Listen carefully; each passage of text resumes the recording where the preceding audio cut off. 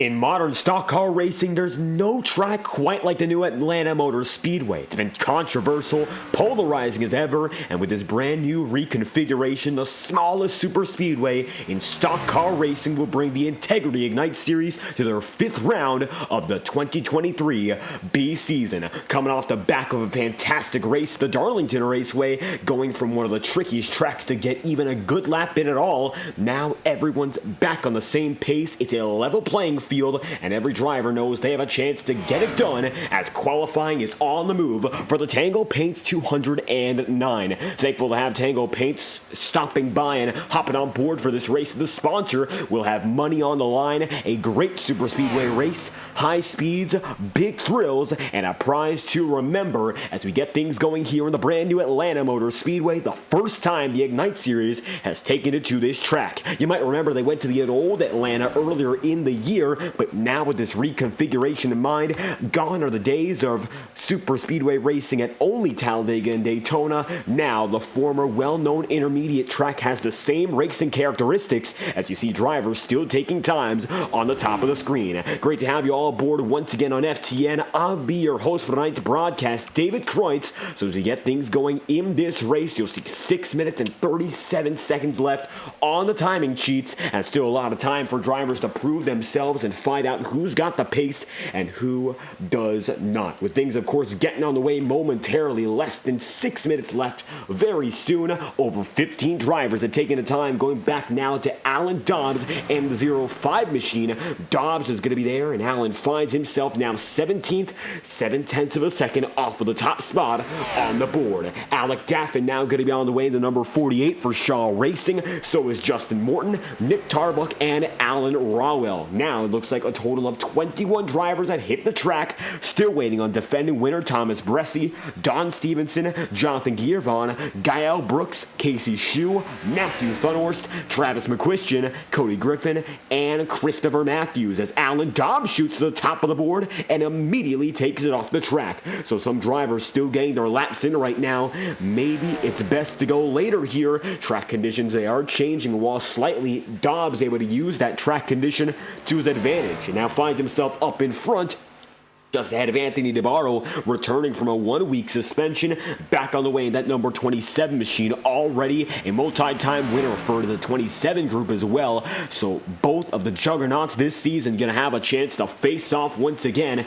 Nick Tarbuck now going to be scored in 18th, and at the line, number 29 machine able to take it up into 9th. So a respectable top 10 effort for now, and we'll see if Alec Daffin can give him anything as he comes across the line just moments after. 19th for Daffin on lap number 1. First lap for the drivers has been most often the slower lap as drivers get to grips with their equipment and find out what the best situation is, of course, when it comes to the racing groove. High side, low side, which will they prefer? They find out over time, and especially now in qualifying, it's a bit different. You don't have the draft to carry you around. You got to make up your own mind and see what's best, and most often it is indeed that low side that Daffin is taking all the way down to the apron to use every single inch of the track, and at the stripe, Daffin will go all the way up into 4th, so just outside the podium, still within the top 5. Alec Daffin will be starting 4th if he stays there at least. And now Travis McQuistion, your most recent plate race winner, is on the way. Season opener winner at Daytona, Travis McQuistion, is going to be on the move with the number 93 machine. That Ford Mustang having a lot of success to start the season, but not so much since that point. Struggling to stay inside the top 15 most races, and now looking for a rebound night in Atlanta where it's a wild card. Where else but to get that rebound, but here and now. He knows that this is a great opportunity for this team to maybe even come home with a second win as well and keep himself well within the championship race. Wins matter in the clash style format because it's not only consistency that will get you there, it's also about whether or not you can be up there with the race victories. Victories give the most bonus points heading into our playoff system, and as a result, with Travis McQuistion already having one, he's firmly inside the range of drivers who will make it into the first round, the round of 16. However, another victory would maybe make it a bit more secure for this team as they've been struggling ever since, so bonus points are what they're looking out for. A victory would be fantastic. fantastic. Coming across the start-finish line this time around for Travis McQuistion. The number 93 machine takes it through, and now with 3 minutes left on the board, Travis is going to be scored 20th, just ahead of Alan Rawell, who's now down in 21st. Over 25 drivers have registered for the session. It looks like we might be touching 30 by the end of registration, and DJ Stagner now hits the track in his number 64. Stagner going to make the move out, and with 2 minutes and 48 seconds left, I think it's now or never if you want to get a qualifying time in. Very little opportunity after this point, so if you want to get out on the track, you got to do it now, as Stagner finds himself on pit road, waiting for the perfect moment to go on. Travis McQuistion takes it up into 8th. Not a bad run at all for that number 93 team, as Travis scores himself just within the top 10. Right now, Justin Morton, DJ Stagner, two drivers on the track, but they've not yet gone out on for a lap, so they're on pit road, waiting to get on the move, but so far, they've chosen not to. So with 2 minutes and 12 seconds remaining, as it stands, Alan Dobbs is the fastest man on the track, and that's the way it goes as qualifying begins to simmer down, and we might have an understanding of who will be quick tonight and who will not be. Alan Dobbs, provisional pole with less than 2 minutes left here in the Tango Paints 209 miles for 136 laps. That is the total for tonight's event, and that's the way it's going to go.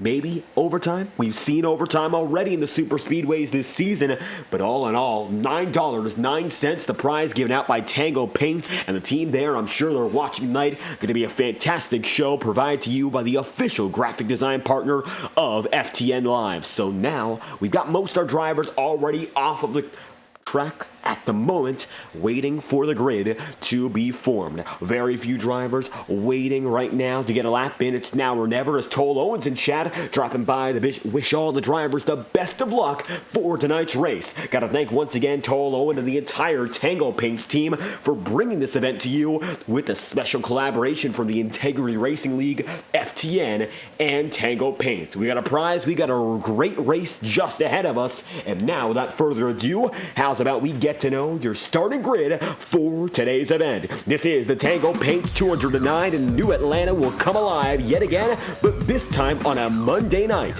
This is the Integrity Ignite Series, and Alan Dobbs will be the man on the top of the board. 05 machine going to be the quickest overall with a 32.052 pole position, just ahead of two-time winner Anthony DeBarro, returning from a suspension, now back on the way. North Wilkesboro, he found himself in a very close call incident, which ended up with a suspension, missed out on Darlington, and now is back on the field. Cody Smith, as always, quick in qualifying here, the plate track, third place with a 32.076, just ahead of Alan Dobbs. He would not be, but Alec Daffin, he does get the better of. Daffin going to be starting in fourth with a 32.079, and Brian McFerrin will start in fifth with a 32.086. Rob Ackley going to be sixth spot with a 32.088, and Shane Egwin will start in seventh, 1/1000th of a second off there with a 32.089. Then to round out the grade 8 here, Travis McQuistion going to be in the 8th spot, 32.108, just ahead of Timothy Johnston in 9th, and Michael Stroll rounding out your top 10. Going from there, you're going to see then Nick Tarbuck going to be in 11th, Trevor Trago is going to be in 12th, and Kyle Cooper will be in 13th, with Jacob Fife then in position number 14. Going to be Blake Gordon then 15th, Sean Carmody in 16th, and Chad Mike is in 17th, as Brandon Bernhardt holds his own with a 32.219 to be 18th, just ahead of row number 10. Inside of row 10 going to be Forrest Smith, and that 32.22 lap, just a 10th of a second ahead of Boomer Logan and the 94 crew, who take it to the outside of row 10 to round out the top 20. Then from there, it's going to be a full 10 to round out the field. Alan Rawell is the last man with a time lap, a 39.846. Matthew Thunhorse going to be scored in 22nd on iRating, and it'll be Don Stevenson then in 23rd. From there on out, you're going to see DJ Stagner 24th, Thomas Bresty 25th, Justin Morton 26th, and Cody Griffin 27th, with Gael Brooks number 71 in 28th, Casey Shue in 29th, and that number 4, and to round out the field, Christopher Matthews 30th on the grid in his number 92 to round out the field for the Tango Paints 209. That is your starting grid, and now we've got a bit of time before the racing gets on its way. 3 minutes left in second practice. We got a bit of extra warm-up before things get on the move, and we're going to try to take a look at something different tonight. For the first time in FTN's history, we'll have drone cameras with you all night long, and as a result, we'll be able to take a bit of a virtual track walk to find out what's going on here in Atlanta. As we get timing and scoring back up on the screen, we're going to take our first ever track walk here in FTN, and where else but the brand new Atlanta Motor Speedway. Many things have changed. The distance lap after lap hasn't, still 1.5 miles, but it looks much different. So let's find out what's going on here in Atlanta as we take our first track walk of the year at the brand new Atlanta Motor Speedway. Let's find out what's happening as we go from where our Barney the Flagman is and start to take a look around. And as we begin this quest here in Atlanta, great to have you all here with 2 minutes and 32 seconds left on the timing sheets. Now, let's get a move on it, rotate our view, and get moving on to what is next. And as you can see, the driver's going to take you to turns 1 and 2, so let's get the walk on our way. A brand new apron here in Atlanta, much narrower surface, which means the racing room is much smaller. And you can see the red line, which indicates where the racing room stops and where the apron begins. Now, going through turns 1 and 2, one thing you might notice, the banking, it's extreme, much higher than before, nearly 30 degrees through turns 1 and 2, as it is in turns 3 and 4. So the difference between pit road and the track itself and the racing surface is major. And you can see how much that's going to impact drivers if we get those green flag runs. You don't want to be caught on the back end of the pit cycle. If you don't have anyone with you, you'll be losing out big time, as we're going to up the pace as we go down the back straightaway here.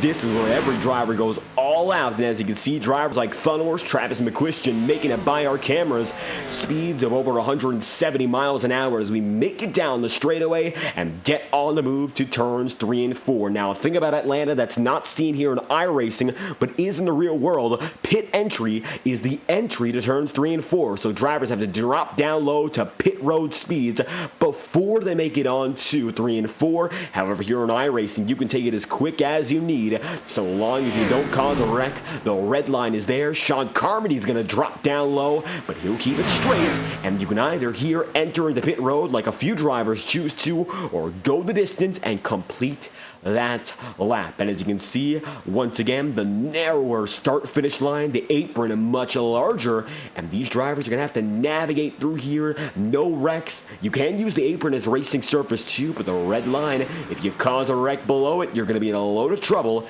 As we take a look at our virtual grandstands and bring it back up to Barney the Flagman, that is your first track walk of the year here on FTN, as we bring it back to the start-finish line with our friend Barney.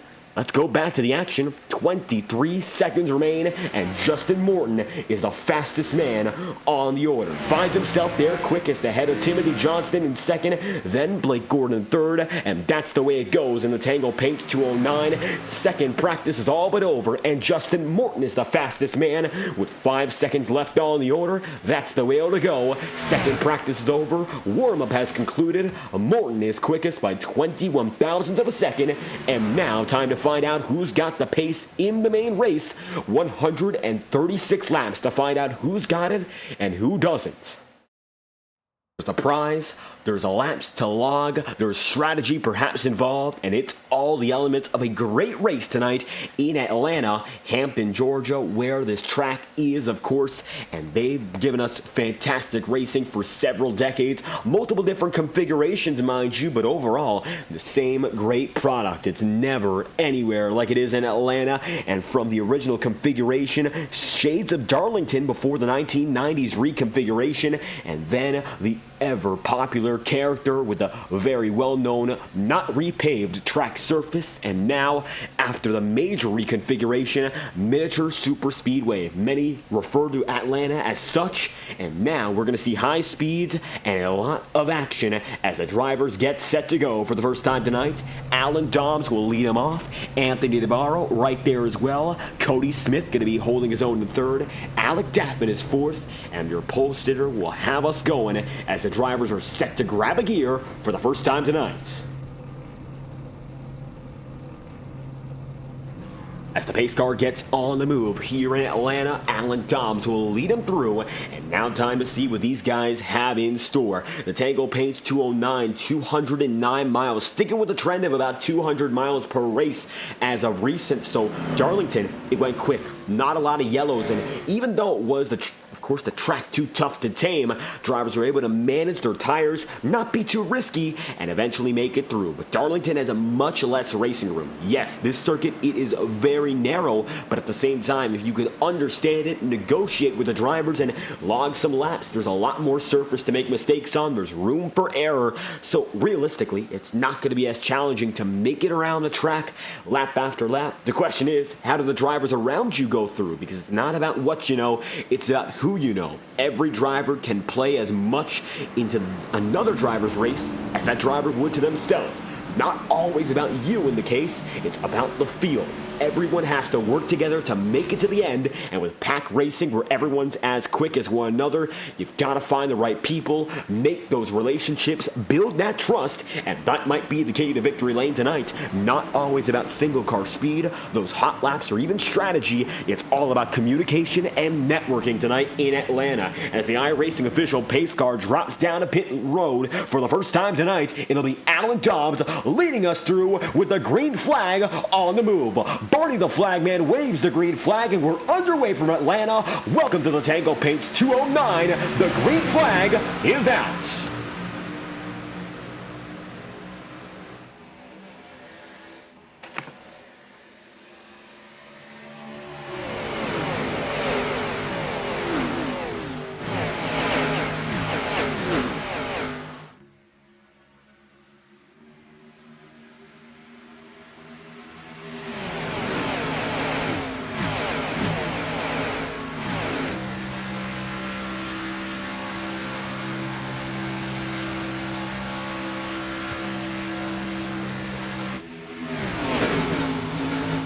And as it stands, Anthony DeBarro able to lead lap 1, the number 27 machine able to get right back where he left it off. The number 27 back on top of the board, and just like that, leading another lap. He'll have Alec Deffin now in second and Rob Ackley in third. It's going to be 1, 2, 3. DeBarro, Deffin, Ackley as the number 22, who's oh so experienced with plate race victories himself, now finds himself in the podium. Rob Ackley is not a driver to slouch on here in these plate races. He won in that Daytona, the series opener, not the season opener, but the overall Integrity Ignite Series first ever race. He got it done earlier this year in February, and he's been able to keep that momentum going strong race after race. And even though he has not been as consistent this season, he's given us some multiple podium finishes, and he knows that he's got enough pace to keep it up there with the best of them. Consistency is where it matters, but a win tonight in one of the most unknown, unregulated tracks in NASCAR and stock car racing as a whole would be another fantastic way to lock himself in and get back into the clash with the 16 best in the field. Alec Deffin knows he needs a miracle himself for some championship chances, and now that 48 with the race lead has himself in the prime position to just log those laps and keep it up in front. So far, very respectful racing, 2x2x2 up in front of the field. Further on back, you'll see some separation. Then you got guys like Stagner, Jacob Fife, Michael Stroll, Thomas Bresci, and Cody Griffin all the way through. And it looks like mostly single file back here, as drivers know they're not racing for much at the moment. The first half of these races, they always mean the least. In the grand scheme of things anyway, if you can hold on to that draft and keep yourself with the leaders, which is a very easy task for these guys, you'll be able to make it all the way and maybe have a chance at the end of the race as well. Up in front, Deffin and DeBarro remain side by side, but overall no major movement as the drivers keep it going, and 5 laps in of 136, that's the way it remains. Now going to lap number 6 itself. And as we ride on board here with Anthony DeBarro, taking a look at not only the quarter panel view, but let's get a bit more information. You'll see sideways, we'll look at Alec Deffin. He's got a run charging it down low, and looks like right now not able to make up much of it, but he'll have that bottom side cutting some distance, and it's the balance between going down low to cut some time and using that momentum up high. Right now, DeBarro opting to keep it on the top side. He's got Rob Ackley there with him, and that's the way they will remain so far, 7 out of 136. Daffin gets another run, drops it down low. They're side by side, going through 1 and 2, but nothing comes of it as Rob Ackley gives another big shove, and you can see the nose of that number 22 still in the camera frame, even as Alec Daffin tries to make that lunge on the bottom side. And that's the way they'll keep it going. How's about we look from Rob Ackley's view, as Ackley's going to see not only Anthony Navarro, but the overall race leader at the line, Alec Daffin. Daffin remains on the bottom side right now and finds himself now with the lead, stretching a bit of an advantage here. All of a sudden, looks like the 48 is on top. You see Cody Smith is right there too in the number 18 machine. He wants a victory here in the Ignite Series. He's gotten it done multiple times over in the Octane Series and got it done even at Daytona. But now here at New Atlanta, there's a lot to be unknown, and if you can take advantage now, it's better than finding out later. Find those secrets and use them to your advantage as we come down to lap number 9 this time through. And as always here on FTN, lap number 9 presented to you by Tango Paints, the official graphic design supplier of Fireball Talks NASCAR. For the best sim racing liveries and paint schemes at a price you can't beat, check out Tango Paints on Twitter. Toll Owen and the entire Tango Paints team providing incredible liveries for all sorts of racing disciplines. Stock cars, endurance racing, open wheel, doesn't matter. You name it, they have it. Check out Tango Paints on Twitter today. We'd love to have you as part of the Tango Paints family as they present lap 9 to you here, as always, on FTA. We'll be right back after this brief message courtesy of Tango Paints, and we'll return with all the action here in the Tango Paints 209 in the Integrity Ignite Series here from the Atlanta Motor Speedway.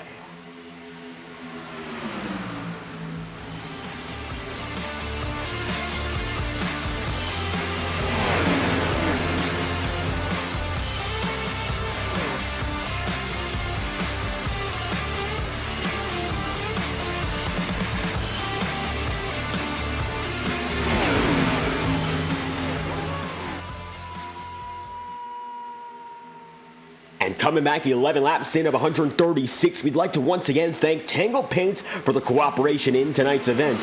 Not only coming on as the official graphic design partner of Fireball Talks NASCAR, but in addition, also coming on board for tonight's race here. $9.09, the race winner of this event. And so far, it's been a duel between Navarro and Alec Daffin. These two drivers keeping it closer than anyone else on the field, and that's the way it's gone to this point. A dozen so far, double file further on to the back of the field, but still not a lot of aggression, even if these drivers are getting a bit closer to each other. Taking it down the back straightaway, you'll see a bit more of what I mean.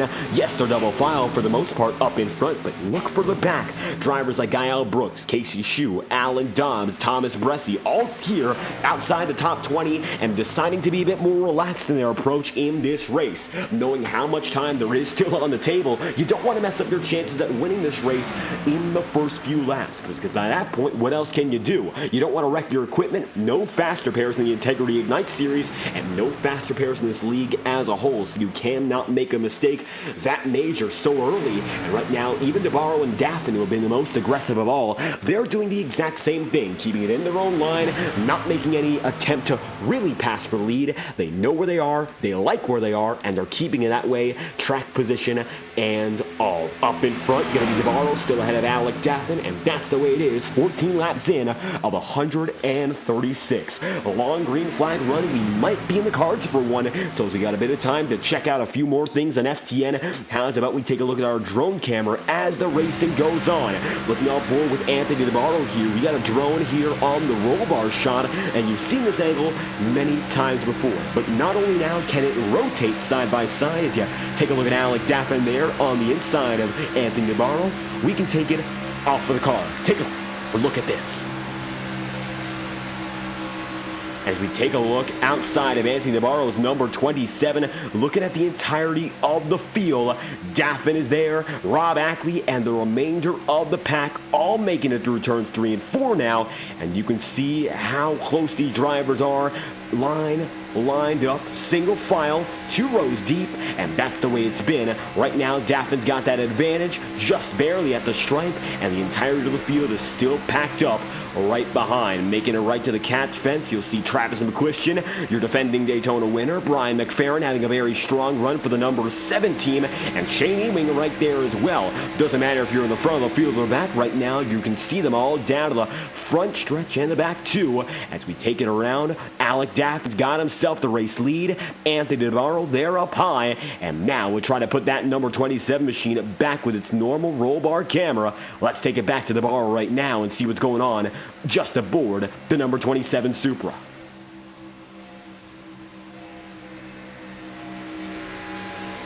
And bringing it back to our normal perspective here on FTN, you're going back on board with Anthony DeBarro. He still has that high side lead, dueling with Alec Daffin up in the front of the field. They're still side by side. The 48 is right there down low. But it looks like so far nothing has come of it. Dead even, lane after lane, and that's the way it's been lap after lap. Now 18 laps in of 136, getting back in position, and we'll get back on the way with the remainder of the broadcast. DeBarro has himself in the prime spot up in front, and you're going to see Alec Daffin there as well. 2 drivers with the best position to be in so far, and they've kept it there each and every lap. Very aggressive start from Daffin and Anthony DeBarro too. They got it out of the hands of Alan Dobbs, and since Dobbs is now in the back of the pack, it's up to these 2 drivers to control the rest of the field, and that's the way they've done it so far. Cody Smith remains in the back bumper too, and Cody for Next Level Racing finds himself now in the podium, looking for a chance to get himself inside the battle for not only this season's championship, but the overall championship for 2023. The Integrity Ignite Series has 2 championship races going on at once, and right now, while DJ Stagner came through as your Season 1 champion, he's going to be involved in some contact. Looks like an issue right there. They do not keep it going. Caution flies. DJ Stagner's involved, and as we mentioned him, he finds himself in the first trouble of the day. 64 machine makes some contact, and the yellow flag will fly.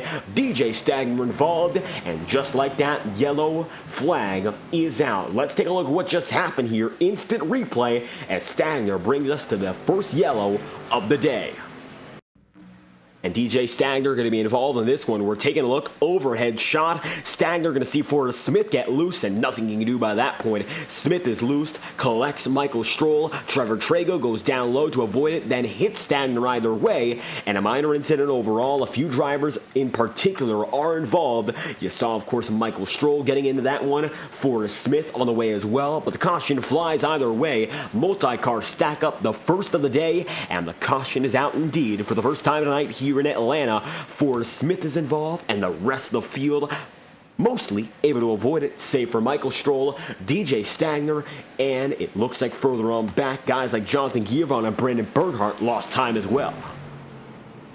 Alec Daffin leads the way this time through. Number 48 machine has that advantage, and 21 laps in, a lot of drivers out to come down to pit road this time around. So pit road is going to be busy, and Travis McQuistion is going to be the man who wins off pit road. Then going to be Brian McFerrin, Shane Ewing, and Anthony DeBarro is going to go out there with Rob Ackley and Cody Smith. At the line, DeBarro is going to beat both the 18 and 22 out, with Jacob Fife now scored in the 11th. Timothy Johnston 12th, Nick Tarbuck's going to be 13th, and Chad Mikas will be 14th, with Sean Carmody in the Harley-Davidson Chevy rounding out that top 15. Up in front, Alec Daffin remains your race leader, and the choose rule going to be put into effect in a moment's notice. Coming through this time by, it's 21 laps in of 136, and so far, so good for the drivers up ahead.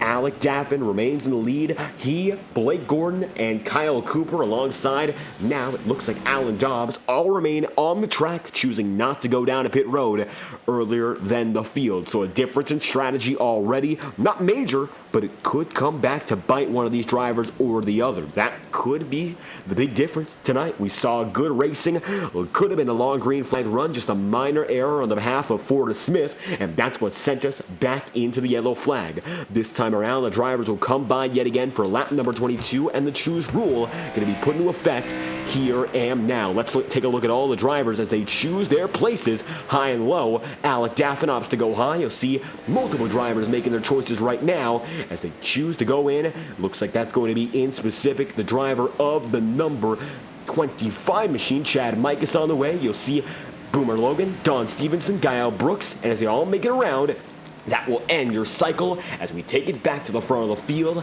Alec Daffin ups high, Blake Gordon down low, and Kyle Cooper then in third. We took it behind the wall there and got ourselves cleanly transitioned up front, and we're still learning these drone cameras here in FTN, the first time we've used them this year, and thankfully able to get a bit of help from Ezekiel Reyes and the MSTV crew, bringing it all together to get us these drone camera shots that are so beautiful. They'll get even better as time goes on, I'll tell you this much. A fantastic innovation here, courtesy of course of Zeke Reyes and the entire crew at ACOG TV. He worked on MSTV for a while, did the Road to Pro broadcast on Thursday night. It came out fantastic, another thriller at Bristol Dirt, so a lot to be very, very happy with from that entire team, bringing some information over to make our broadcast here on the day-to-day basis even better. And Alec Daffin, no stranger to FTN himself, had a great run going at Charlotte in the Saturday Night Truck Series, and that was just over a week ago.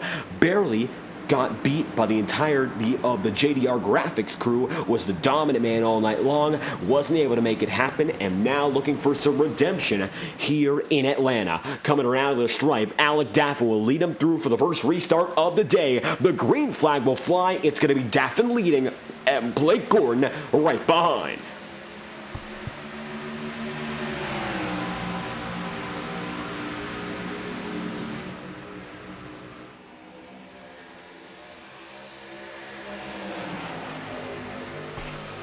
As they come through the first half lap, same old for Alec Daffin up in front. Blake Gordon's going to see Anthony DeBarro go up high, but for the most part, single file is the move.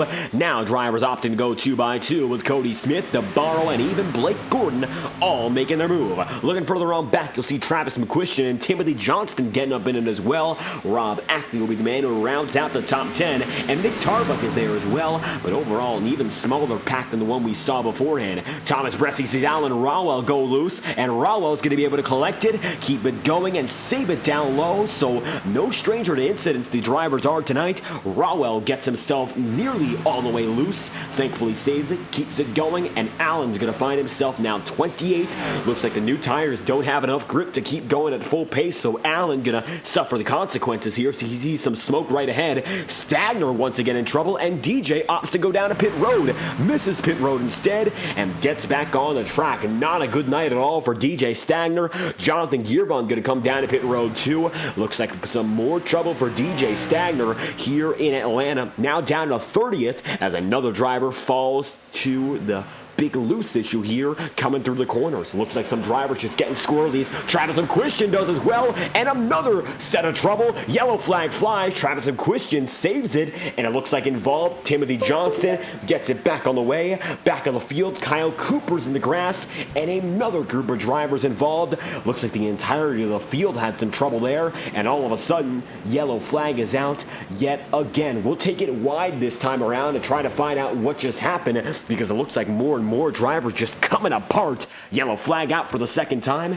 This time, though, looks like it was a multiple drivers bringing out the yellow, and it looks like it starts with Johnston, McQuistion, Kyle Cooper checking up, beating and banging. Luckily, everyone kept it straight here, but definitely looked like it would have been a wreck. So overall, fantastic wreck avoidance, but still a lot of trouble for these drivers. You see Kyle Cooper there going through the grass, not to mention Timothy Johnston got involved, multiple drivers hitting each other side by side, and another very close incident there. Luckily, not a lot of damage overall, but not only the single car incidents coming at once, but a few drivers going double file and nearly wrecking at the same time. That is your second yellow here from Atlanta. And we'll bring you back live on FTN with pit road as busy as it gets. This time, DeBarro opts to stay out, and Blake Gordon does too. He's with Alec Daffin as the remainder of the field. Some of them stay out. Others, not so much. Looking at it from outside the top 15, rest of the field will come in knowing there's not track position in the line right now. Why not get back on pit road, fix up what you got? Maybe there was a problem for a lot of these guys on pit road, which was the reason they have such issues getting back on the track. And it looks like now with Jacob Fife on the move, he'll bring a lot of drivers out with them. A lot of drivers opting to come down pit road this time to get some more service, and the yellow flag's out. Another wrench in the equation. Just like that, DeBarro on 6 laps old tires. He's going to be there with the majority of the top 10, and still 3 drivers, Gordon, Daffin, and Alan Dobbs. They hold out on the original 27-lap stint, so definitely some changes here as drivers continue to work on their strategy. Some drivers holding out as long as they can, others trying to do it a bit different as well, so a lot to be keeping an eye on here. Strategy changing, pit road gets busy again, and now as they come around for the choose rule one more time, we'll be set to go back green at lap number 29. Rob Ackley disconnects from the session. That will be his race, and now with the choose rule back in effect, we'll see where Anthony DeBarro chooses to go, as he's got the option of high or low. He would choose down low and take himself all the way back down to the bottom. Just like that, driver's going to be making it through yet again, and Anthony DeBarro finds himself now as the leading driver on that low side. Now Alec Daffin going to be there in 3rd, Cody Smith is in 4th, Alan Dobbs is in 5th, 28 laps out of 136, and we'll be right back after a brief message from the Beckman Designs MX-5 Miata League to fix up some drone camera issues. You might have seen we went up and over for a moment. We'll be right back. We just found out what to do, and we'll return before the restart gets on the move.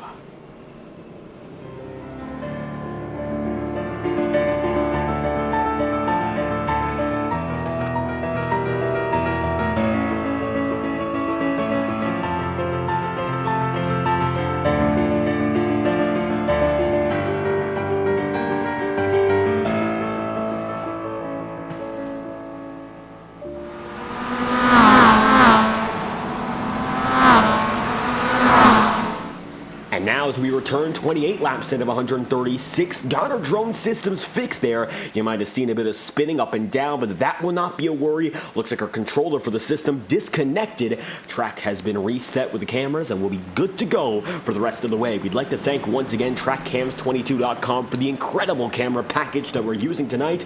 Another fantastic job by the entire TrackCams for Gormit's team, and another great job for DeBarro to keep it up there on strategy. It's DeBarro and Daphne leading once again. This time Anthony's got the low side as they come around once more. Green flags back out on the way, and lap 29 sees a restart number 2.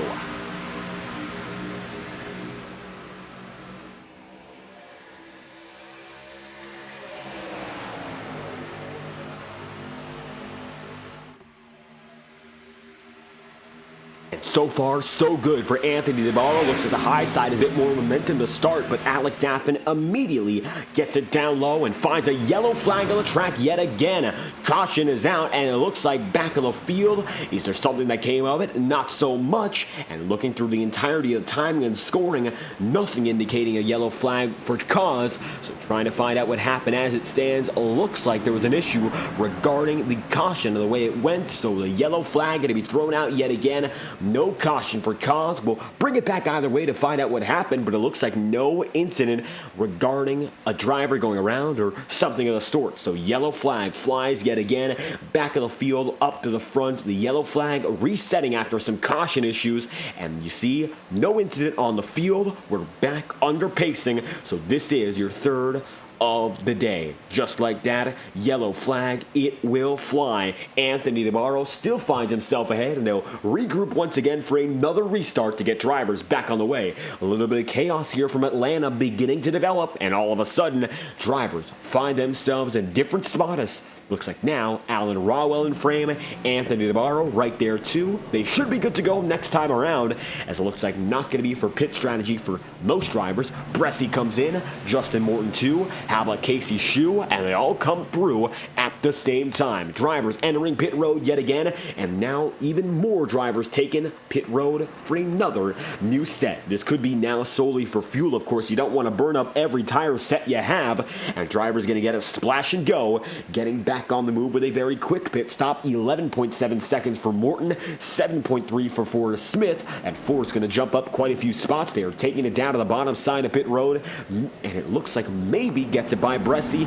Not going to be the case. He'll be ahead of Justin Morton though, and a huge jump for Forrest Smith as Anthony DeBarro leads him again down the back straightaway.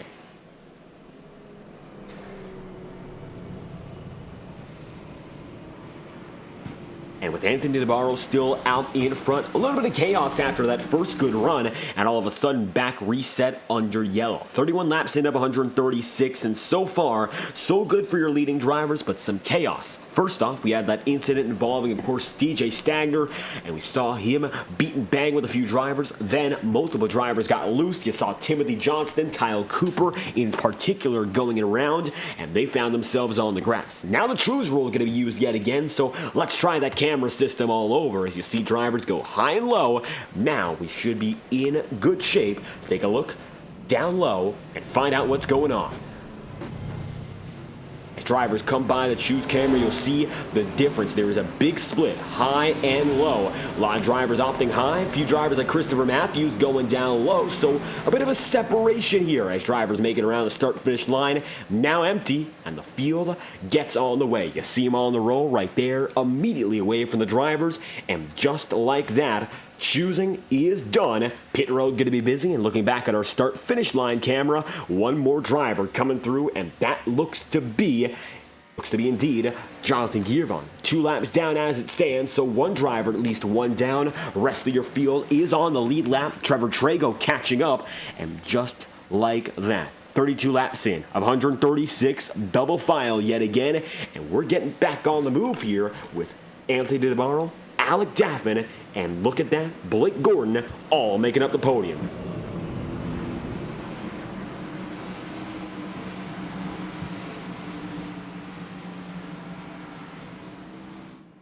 And as they come through this time by Anthony DeBarro, going to lead him once again for what is going to be the 4th restart of the day. Of course, we saw ourselves with the original 3, and now we had a few issues getting things going, so all of a sudden, back on our way, bringing us to another restart. This time, it's not going to be caused by the issues, of course, on the track. Instead, to regroup the drivers and make sure this restart will be that much cleaner. Green flag on the way, DeBarro and Daffin, they go at it once more.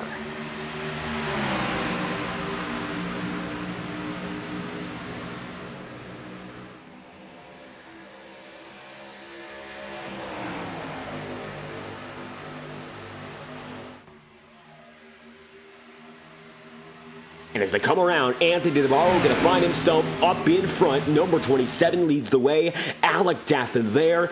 And all of the drivers making their way through at the same time. 33 laps in of 136. Blake Gordon there too. It's a 1-2-3 single file ordeal. And all of a sudden, a little less aggression up in front, not even going side by side. Well, looks like drivers are now starting to figure out that this is the way to go if we want to get away from the cautions and keep it going through strong. Looks like one driver blinking big. That's Alec Daffin. And Daffin's been having some trouble as of recent here in FTN. And it looks like it shows up once more. That's Shaw Racing 48 blinks out just a bit. It looks like an issue on his end, unfortunately, so hopefully he gets that fixed. Still a lot to race for in this event. There's a prize, there's of course a race victory, and a ticket to the playoffs, so there's still a lot to go for, even if there's some trouble. DeBarro lays it down low, gets that race lead once again. Blake Gordon gonna remain side by side, and now Anthony's got that top spot to himself. Up in front in that number 27, getting a shove from Alec Daffin. They're all coming through one by one up top. And looking at Blake Gordon, he's got that low side too. They're all working each other over, and right now the dude wipes number 13 as a run. Can he take it down to the apron? He tries to, but not much momentum, so not enough to be worth it. Once again, looks like Blake Gordon stays down low. We'll look once more at Alec Daffin, and they all stay the same as we're going to take this one off of our onboard slot and take a look away from the field. Get that drone shot going, and you can see the drivers in entirety. You can see, of course, Blake Gordon, number 13 machine, Alan Dobbs there, Shane Ewing, Cody Smith, and Daffin is still blinking big. Now, that's the one thing about iRacing you don't see in the real world. He's disappearing in and out repeatedly. He's going to be so much harder to understand as a driver. You can see he even has damage for a moment, so he's not going to be trusted at all to push with. You saw Shane Ewing there. He decided to back off entirely because that high side is almost unusable. And DeBarro, as a result, is suffering. Shane stays back, knows it's too risky because Alec continues to reload time after time. You can't trust a driver that is blinking that bad. Internet issues, maybe some other hardware malfunctions. It's impossible to stay around Alec right now, so DeBarro's in a really risky spot, and the rest of the field is backing off side by side for the most part. Now a bit of a separation as Alec Daffin's blinking becomes that much bigger of an issue. Looking up in front here with Alec Daffin still in that number 48 machine, going strong. Looking now at the back bumper of Anthony DeBarro. We'll take a look with Blake Gordon. Now the number 13 machine finds himself in the fight for the lead, and with less help for Alec Daffin, maybe there's a chance now for this number 13 to put himself on the top of the charts. Taking a look right now, Gordon has a bit of a blink there from him. Rest of the pack stays behind. DeBarro's got the advantage. Blake Gordon is there in second, and Alec Daffin is there in third. 1, 2, 3 so far for the entirety of this pack, and it looks like now Alan Dobbs is up there in fourth. Up and down night for Alan. Now finds himself very close to that podium once again. Your pole sitter dropped down to under the 20th position, and all of a sudden now puts himself back in a race winning contention. A very good job for that number 05. Dobbs is once again back in a very good spot, and if you can keep it that way and we can get a bit calmer, maybe there's a chance for Alan to come through for a race win of his own. He's been close time and time again, was very close to making the playoffs in the Integrity Octane Series, but now he's going for a different championship here in the Monday Night Series. The Xfinity cars, different drivers, a bit of a bigger field right now. 31, 30 are still driving, so a lot to compete with. But here in Atlanta, track position means everything, and not just having it from qualifying, but understanding what it's like to be up in front. Dobbs was able to keep himself up there for the first few laps, and even though he wasn't up there for the totality of the first run, he has that expertise, has that understanding, and can use it to get back up in the fight whenever he pleases. And right now, he's doing that better than almost anyone, save for, of course, guys like DeBarro, Daffin, and Dobbs. Looks like Alan Daffin now has an internet issue relieved, and he'll be able to keep on going despite some earlier troubles. So Alec remains up top. Maybe Shane Ewing can get back up there with a bit of momentum. And Nick Tarbuck is now there too. Nick gonna remain on the bottom side. Number 29 machine stays down low. Boomer Logan gonna be there in the 8th position. And it looks like now some familiar faces in the top 10 and some drivers coming through looking for a much better run than usual. Timothy Johnston looking for a rebound run for not the reasons you'd expect. Johnston in the number 28 machine has been quick as of recent and nearly found himself with his first career Ignite Series win last week at Darlington. It was a beautiful duel between him and Thomas Bresci. Eventually, there was a caution that came out that sent it into a 3-lap shootout, and looks like Johnson made contact with the wall and a bit too much of a Darlington stripe, which gave away his opportunity at race winning, even though he was so much quicker than Bresci in the later stages. Just enough to catch him, almost enough to pass him, but not enough time, and that's what did Johnston in.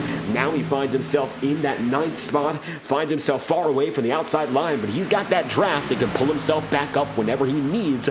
So far, though, not so much. The outside line remains alone, and Alec Daffin continues to work with Anthony DeBarro, very few others attempting the same maneuvers, and that's the way it stayed so far. Drivers making it through 44 laps in of 136. That's the way they all keep it through in the Tango Paints 209. Still the formative laps of this race, so you do not want to risk it so far, and that's the mentality, always about keeping it cautious at a super speedway. Up in front, if you get involved with that big one, there's no going back. Instant repairs, fast repairs are not in the Integrity Racing League, so it's not like you can press a button and reset. The damage will stay with you all night long, even if it's a minor aerodynamic damage or it all the way goes up to some major equipment damage like the motor, the transmission, what have you. That will stay with you all night long unless you go down a pit road and spend that time repairing it. To losing time, loses laps, and loses positions. You cannot afford that as a driver, and these drivers up front, they know it. If you're racing up here, you know there's got to be a bit more caution than if it was back in the field trying to make spots up. They have the track position. Why waste it? Keep yourself where you are and just run with the flow right now. Roll with it and keep going until the race comes down to that final lap 36 marker. 36 laps to go, I'd say. Lap 100, the triple-digit marker, you go from there. That's when things are going to get really exciting. This first half, though, not so much. You just want to make it to the big part of the show here. Making it to the dance is half the battle. Then you got to go from there for your ticket to victory lane. And that's the way it remains right now with Blake Gordon up ahead, Anthony DeBarro getting there in second, Alec Daffin then third, and Alan Dobbs is in fourth. That's the way they're rounded out so far. Top 5 is going to be concluded by Cody Smith as the Next Level Racing number 18 once again enters the pack in that Chevy Camaro. Looking very good in qualifying, and it looks like Cody Smith has returned to be up there in the race. Bit of an up and down night for him already, but it's pretty early to say that too, so not too much you can really talk about for this number 18 team. Still a ways to go in this race overall, so not much to worry about for Cody. He knows there's a lot of time left. You do not want to risk your equipment, waste that time up in the front of the field only to wreck yourself, so keeping himself a bit more patient than he would be if it was the last few laps. But Cody's back up there. Let's take a look on board, but this time inside the cockpit. And taking a look within the cockpit of Cody Smith here. Now Cody in this number 18 team inside the top 5, no stranger to strong runs, and now seeing some risky battling just ahead of this number 18. Alec Daffin going to be side by side with Alan Dobbs. Looking through the window, you might see Timothy Johnston, and that you do. 28 machine going to be right there on the quarter panel. Daffin is very close to Cody, and even as we turn around to the left, you might see a bit more of the driver himself. Cody Smith going to be seen, helmet, steering wheel, and all. And the inputs are being made precisely as drivers are going to have a bit of trouble. Alan Dobbs fades to the back of the field, and Cody makes a pass. Nobody else going to be involved for now, but the caution flies either way. A yellow flag is out. Let's take a look at what just happened as a huge checkup will bring out the caution once again. Yellow flag will fall once more here in Atlanta, and this time by it's going to fall. Not for Cody Smith, but instead with Alan Dobbs fading back, Alec Daffin disconnects. So let's take a look, instant replay, and find out what causes yellow flag number 5. Looks like Dobbs going to go way down low. 0-5 machine going to keep it together for the most part and then come back up. Then Daffin loses it, and another hit there. Daffin, Dobbs ends up spinning again, and that will bring out the yellow flag as Alec Daffin chooses to retire it, go down to pit road. Huge disconnection issue still, and that might have been part of the issue to bring out that caution. Yellow flag is out all over again.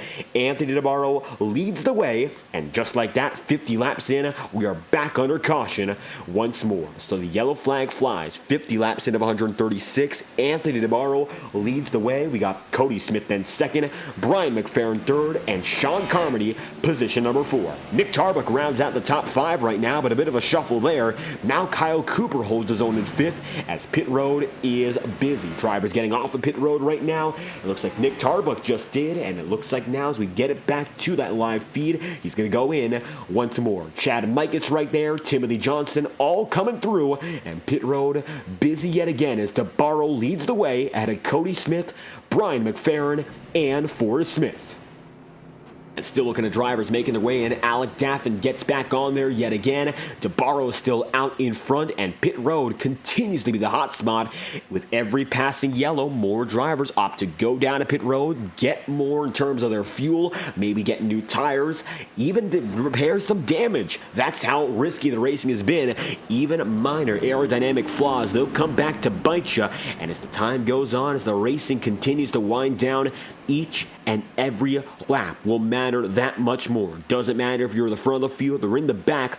It's all about keeping yourself in a clean car. You want to make sure there's no damage, and most importantly, you want to make sure you're still quick. Even if the damage might seem minor visually, it can come back to bite you. You might lose a few revs a minute, and if the engine is damaged, that goes almost any chance of winning this race without some major help. Coming across the line this time around, choose rule going to be put once again into effect, and it's going to be Anthony DeBarro putting himself there on the low side, and Cody Smith right there too. Forrest Smith going to make it around. You see Kyle Cooper making it through, Nick Tarbuck, and as the drivers make it by, going to come in and out of focus. Number 13 in particular going to come by. Nick Tarbuck makes it around the camera, and just like that, drivers make it through the choose rule once again, up and down, high side, low. Cody Griffin, you'll see Casey Shue, and just like that, most of the field has made it around, and start and finish line is empty once more. Save for Matthew Thunhorst, and Matthew now finds himself on pit road, getting right back out.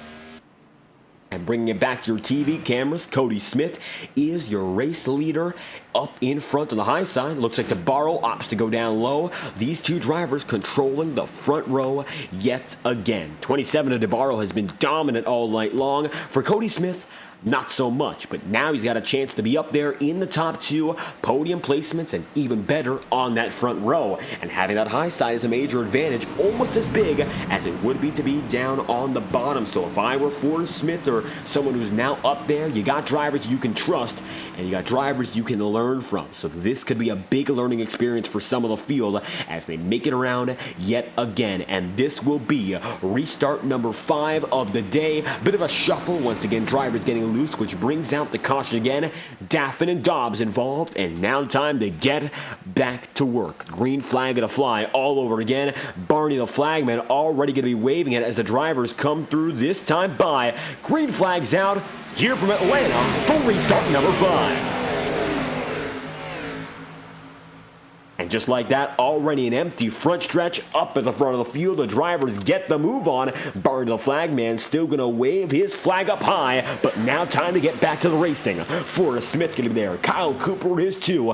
Blake Gordon going to be now position number 4. And it looks like Cody Smith up there with Michael Stroll making the charge. And all of a sudden, Michael finds himself inside the battle up in front for the first time tonight. Stroll has been a relatively quiet figure all night long, but now puts himself into the equation, and he might just have the best chance he's been given all night long. Now he's just got to make sure it doesn't go to waste. Another big shuffle in terms of tire strategy. Now Michael Stroll has only a 3-lap old set. Your leaders, Anthony DeBarro and Forrest Smith, have at least 23 laps of experience on their set, so a huge difference. And while tires might not mean as much as the drivers come through, 54 laps in of 136. It looks like right now, still no big trouble as they go 3 wide. Now Smith and Michael Stroll making it around yet again. 54 laps in of 136. Anthony DeBarro leads the way up in front. 55 laps in of 136 indeed. And once again, doesn't matter where he starts, high side or low, it looks like this number 27 always finds a way up in front. Wasn't racing with us at Darlington after a suspension from winning North Wilkesboro on a very risky race move. The admins deemed that was against the integrity sporting code, and it was a very risky move, and I can see their points. But now, looks like DeBarro is back with a vengeance. He's back up in front, looking for a race victory regardless, even though he had to take a week off. It looks like he's back in prime form already as Blake Gordon takes it down low, and Gordon looking good as well. One of his better races this season. He's always quick at North Wilkesboro, but Darlington, a silent night for this 13 team, and they're coming back to make it loud yet again. So some drivers rebounding from off night, looking to get it done at a very challenging track. Doesn't matter if it looks this easy, it can be a risky track to go around as well. DeBarro going to be there in the number 27 machine with Alan Dobbs. Cody Smith there in 5th. Michael Stroll is in 6th, and you can see Forrest Smith right now in position number 8. The top 10 going to be bundled up the closest of all. Then looking further back, you'll see some double file with Stagner, Timothy Johnston, Boomer Logan. All these drivers making moves, but not as aggressive per se. They're side by side, yes, but they know that right now, if you're that far back, you gotta wait for an opportunity to come through for you. The seas can be parted here at a super speedway. If one driver goes around, which could be Alan Rawwell, we might see trouble. Alan finds himself down low, saves it yet again, and the second time Rawwell finds himself in deep trouble. He escapes from pit road, gets back on the way, but the grass is gonna save him only a bit of time, as now Rawwell finds himself 26th on the order, 11 seconds away from Casey Shue, who's now in 25th, so a huge difference, and that's how much one mistake will cost you. Another big issue for the driver of the number 43, as Blake Gordon's number 13 leads the way. And as they come around once again to the start-finish line, what we could do right now, and we're going to try to take a look at it, how about a reverse track walk?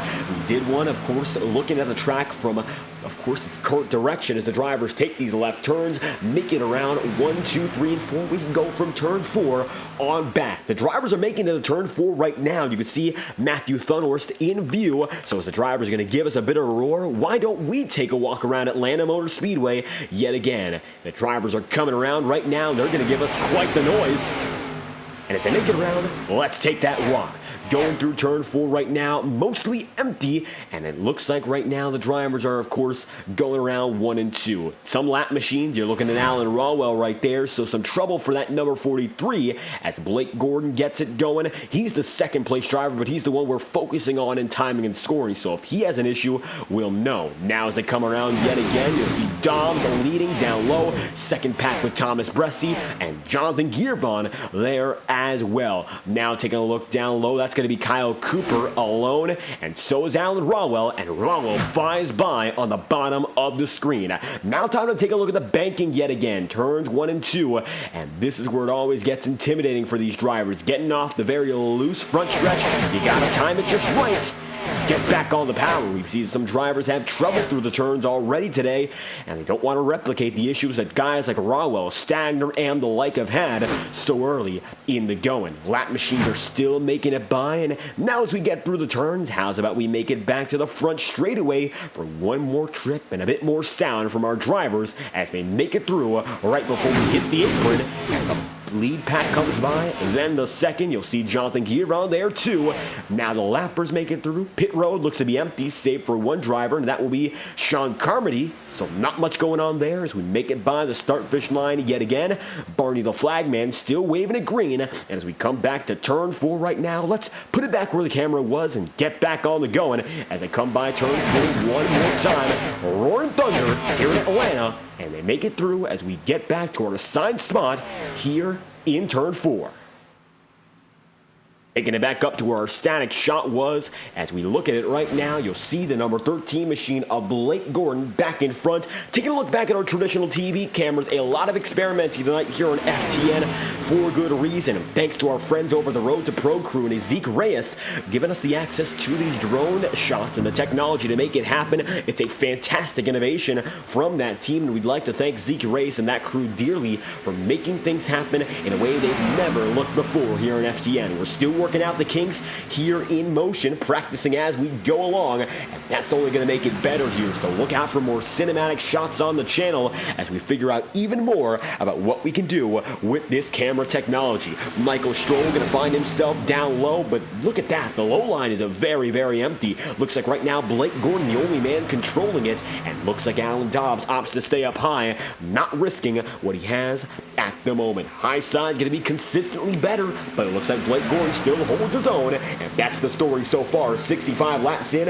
of 136. It's been the first half of the Tango Paints 209. It's given us quite a few yellows, but when we get back to those green flag runs, it's always good racing, and that's the best part of it. We can get back in that rhythm, get the drivers going, and they begin to understand what the best moves are to make and what aren't. Right now, the drivers are better than ever and looking to get back into that good rhythm. DJ Stagner's made it up into 6th, and despite some early troubles, DJ's been able to systematically make his way back up front, starting to prepare himself for another charge up to the top of the board. And for DJ, who was able to, of course, get through the very first championship in Ignite Series history, he's still yet to put down a win this season. This is, of course, very early in the championship hunt, but if you can lock it down at Atlanta, you don't have to worry as much the rest of the way. DJ Stagner's first career Ignite Series win came at the Bristol Motor Speedway, a very intense race, but that race was chaotic.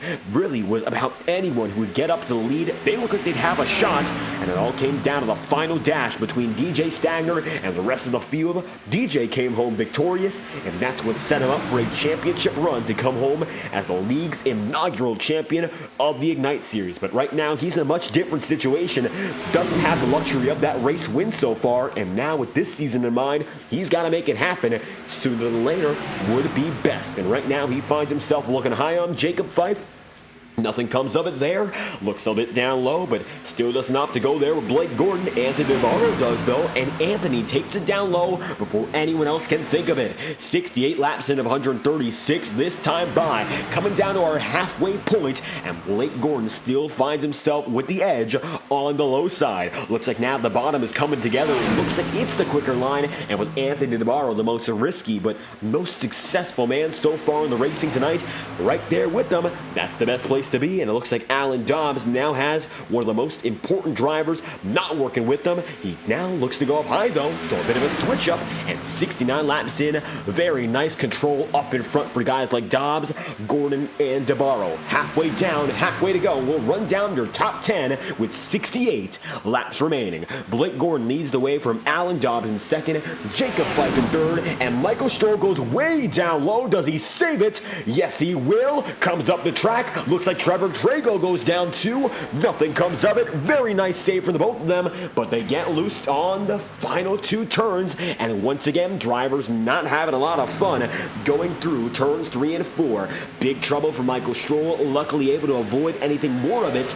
Nice save for Michael as he gets it back going yet again. Blake Gordon still leads with Alan Dobbs then second, Jacob Fife is third, Anthony DeBarro is then in fourth, and DJ Stagner is scored in 5th. Shane Ewing holds his own in 6th with Cody Smith then 7th. It's Kyle Brooks in 8th and Alec Daffin then in 9th with Nick Tarbuck rounding out the top 10, 70 laps in. And Cody Smith and that number 18 machine have been up and down all night long, but as always, bringing some super speedway power to this number 18 team, representing Next Level Racing, an official partner of the Integrity Racing League, providing high-quality sim racing performance products for dedicated sim racers who deserve nothing but the best. If you want to up your sim racing game, doesn't matter what sim you run, doesn't matter what type of racing you race, you can get yourself up another level with Next Level Racing's top-of-the-line technology and sim rigs. They're the best price on the market, and the quality is something you can't beat. So visit nextlevelracing.com after tonight's broadcast.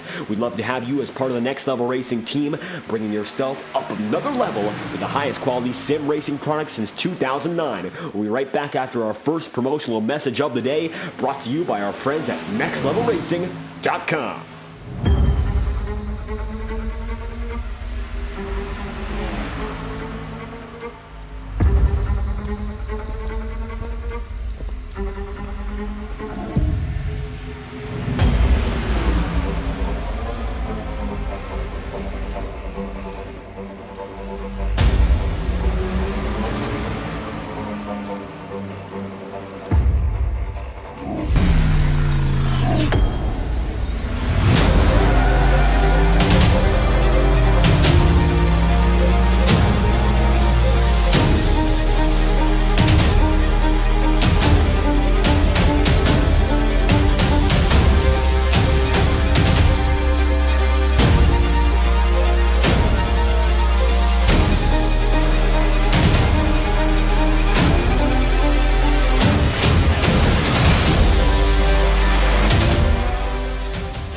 Coming back with a yellow flag, Forrest Smith going to go around spinning down on the apron through the back straightaway. That is what brings out the yellow flag with 63 laps to go.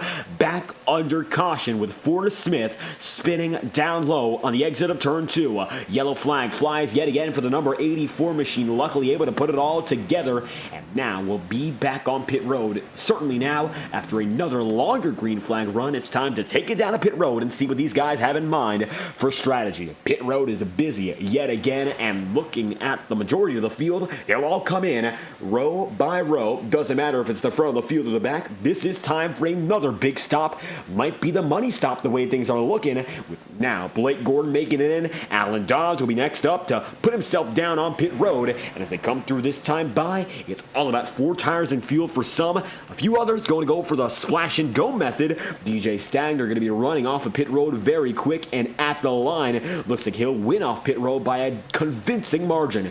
DJ Stagner is now your race leader, and from there you're going to see then Blake Gordon, Anthony DeBarro, Shane Ewing, Jacob Fife, then Gael Brooks, and following them it'll be Alan Dobbs, Alec Daffin, Chad Mikas, and Nick Tarbuck with Brandon Bernhardt 12th, Brian McFerrin in 13th, and Matthew Thunnels 14th. As Cody Smith and Next Level Racing Chevrolet will round out your top 15. DJ Stagner leads the way overall, and just like that, the number 64 machine is up on top. And Stagner is choosing to go for a bit of a short pit method. 5.6 seconds on pit road, the shortest of any other driver on the field. Looks like the average pit stop time was about 12 seconds overall, with most drivers hanging in the higher 14s and low 15 range, as opposed to being right there on the average. So just right there. A big move for DJ Stagner, and might be the biggest he's made all night long. Number 64 leads the way with Blake Gordon then second, Alan Rowell third, Anthony DeBarro in fourth, and Shane Ewing then in fifth. Top 5 is going to be comprised of some very familiar faces. Shane having the best run he's had all season long though, and Miss Rayovac number 32 wants to keep up this performance. Fantastic job so far, as with 62 laps to go, going down to 61, the pack gets organized yet again. And now we're looking for another double file restart. Looks to be next time by, and not this time. So gonna go back green at 59 laps to go, as opposed to 60 as originally anticipated.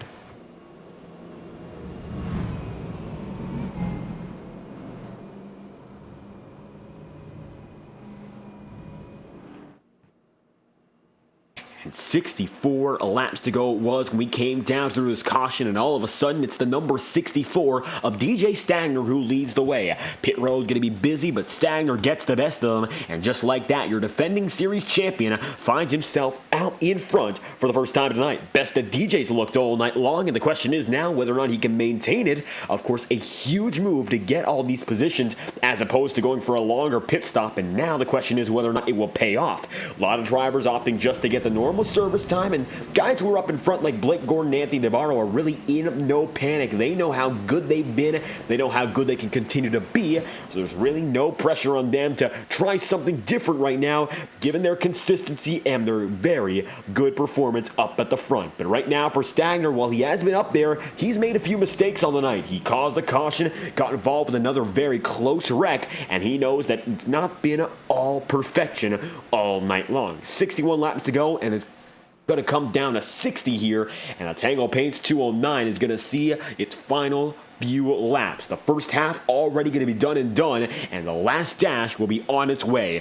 59 laps remaining here in Atlanta, and just like that, DJ Stagner puts himself up on top. Blake Gordon going to be down low in second, Anthony DeBarro going to be in third, and Jacob Fife is there on the high side in fourth, so everyone back together looking to go at it yet again. Green flag set to fly with Blake Gordon and DJ Stagner in control. High side, low side have been relatively even all night long, so no major changes between these two grooves, and I think that's going to stay that way at least for the time being. There's still quite a few laps that will be logged with not much aggression.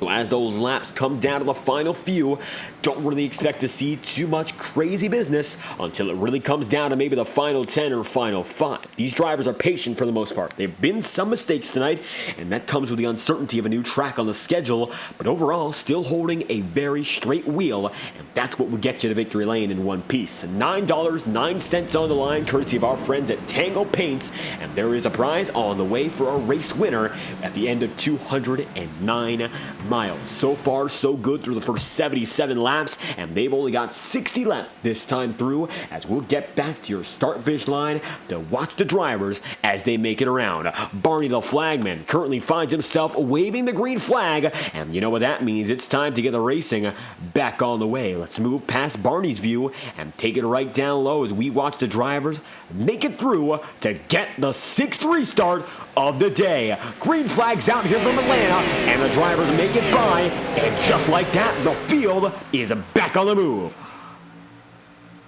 Drivers make it by immediately, and the Barney the flagman is still waving the flag, but everyone has come and went. Anthony DeBarro finds himself there in second, with a Blake Gordon there leading the way. 1-2 for the top two drivers down low. DJ Stagner remains alone up high, and it looks like the high side not going to have as much help right now, as the leaders opt to go right down low, at least to start the run. Just like that, DeBarro going to find himself in the second spot in that number 27, trying to make something happen here. He's pushing on Blake Gordon, and for the first time tonight, Jacob Fife is in the mix inside the cockpit here for the 36. You'll see not much going on. It's going to be down low, just holding his mark, keeping that line, and making sure he stays behind the drafters as he wants to stay with that air that will push him quicker and quicker. Going at about 180 miles an hour heading into the exit of turn 2, and into turn 3, all consistent speeds. 1.5 miles here at Atlanta, so a very quick circuit overall, but as it stands, not a lot of variability in the speeds. Drivers are really staying around 170 no matter where they are on the track,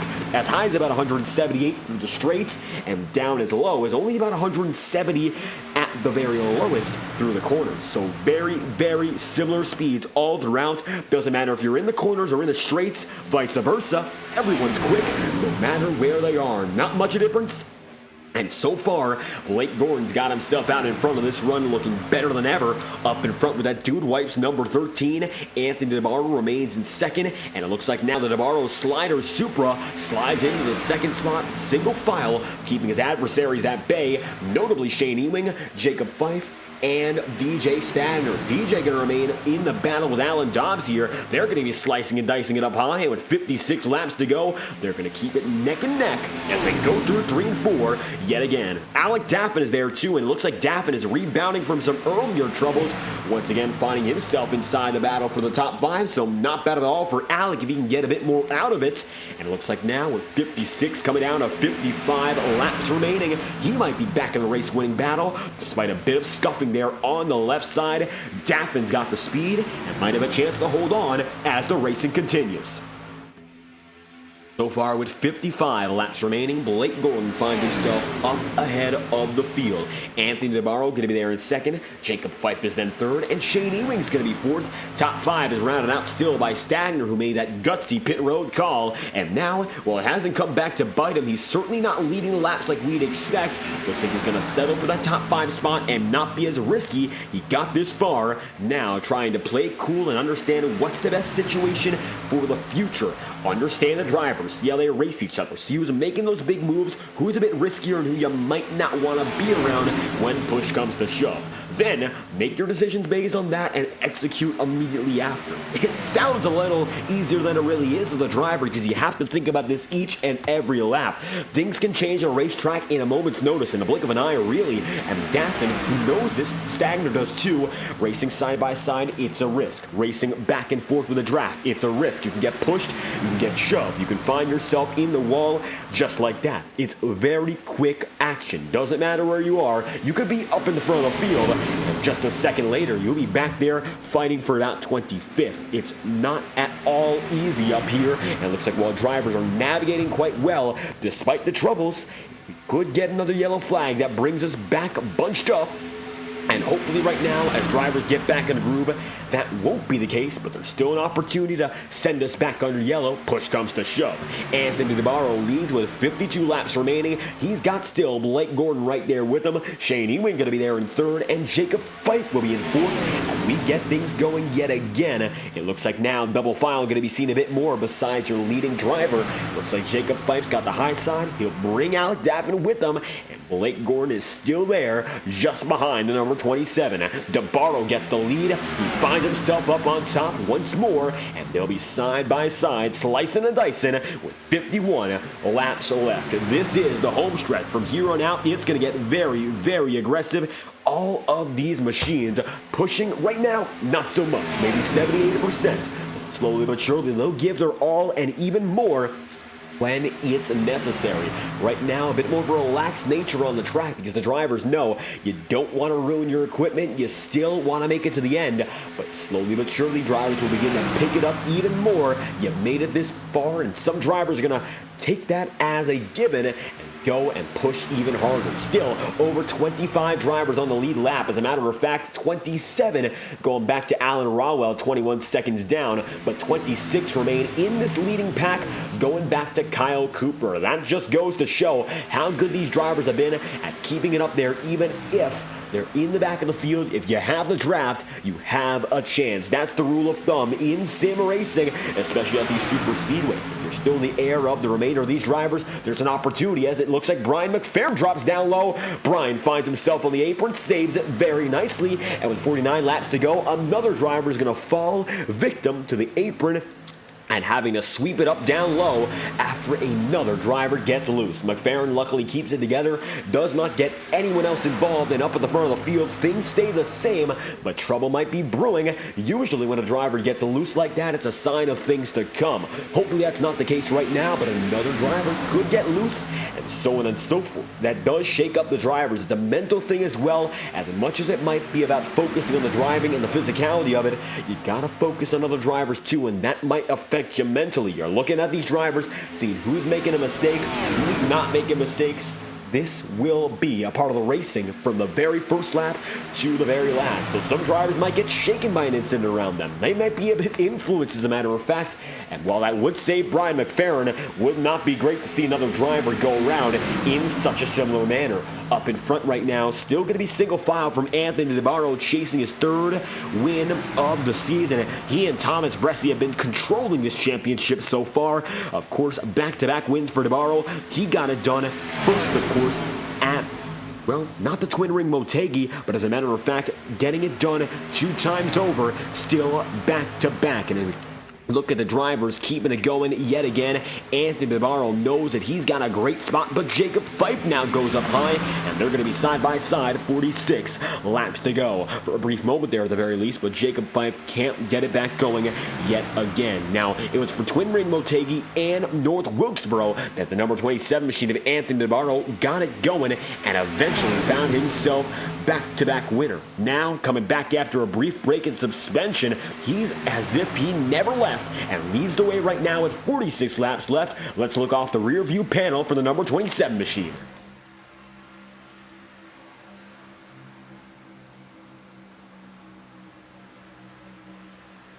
And take a look, in fact, on the drone camera here. As you'll see, we'll take a look for the quarter panel view. Taking it here, Anthony DeBarro going to be there with the drivers at the front of the pack. You're going to see right now DeBarro right there making things happen up at the front of the field. He's got that advantage on Blake Gordon, which is a great place to be. But right now, you're not really seeing all too much of the car in specific that we're trying to look at, so we're going to get the original camera files loaded up and make sure you see everything you want to look at right now. Get it back going, and here's off the real rear panel. Take a look at this here from Anthony DeBarro. You're seeing that back bumper, Blake Gordon there as well, and all these drivers are still bunched up together. Not just Blake Gordon, Jacob Fife too, and it looks like right now, nobody there side by side with DeBarro. Blake Gordon going to see himself on the back bumper the closest anyone else is. Jacob Fife still there too. And overall, these drivers are giving themselves a bigger run for their money than anyone. This is the big pack up in front, and right now DeBarro still has control of it. Nobody getting in front of him. Double file for the most part, some triple file with some lap machines, but overall still calm and consistent. That's the way it's been with 43 laps to go so far, 94 laps in. Drivers remain the same.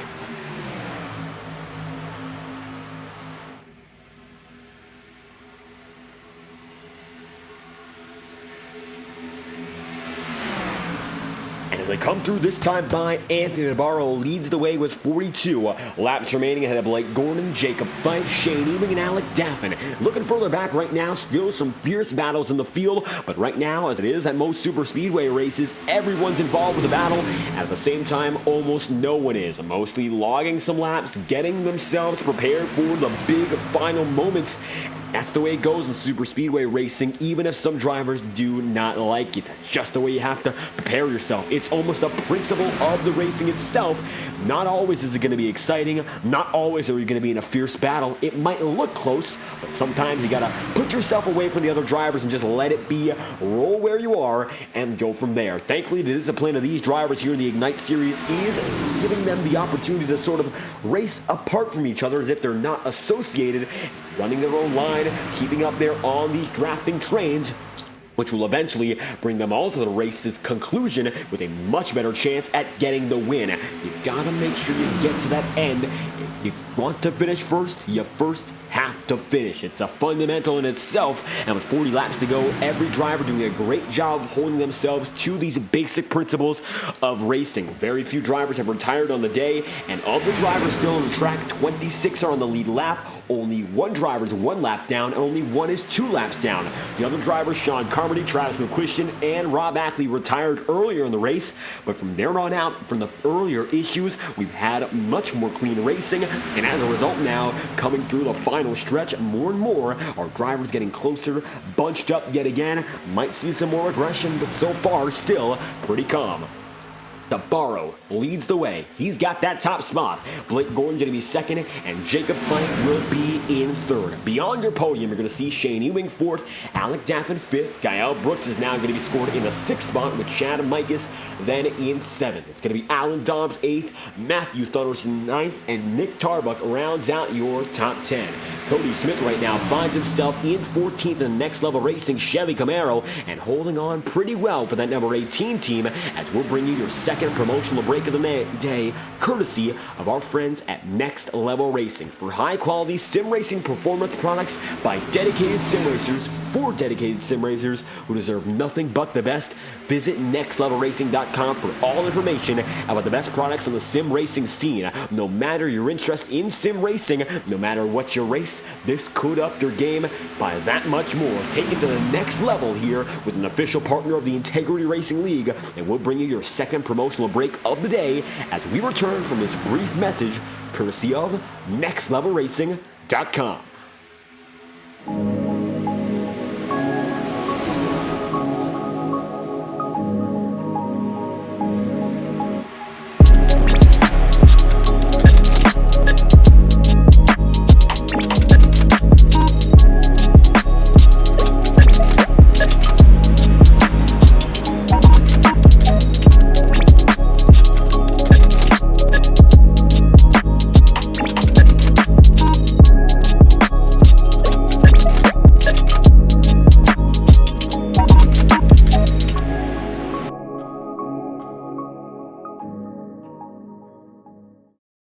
And a huge wreck, 36 laps to go. Yellow flag will fly for Brandon Bernhardt. Let's take a look back at what caused this incident here as we're taking a look 30 seconds back on our instant replay. Taking a look yet again here up at the front of the field. Some trouble going to brew. And it looks like Bernhardt going to get tagged by Alec Daffin, taken right up the track. And smoke coming right through, pouring out of that number 81.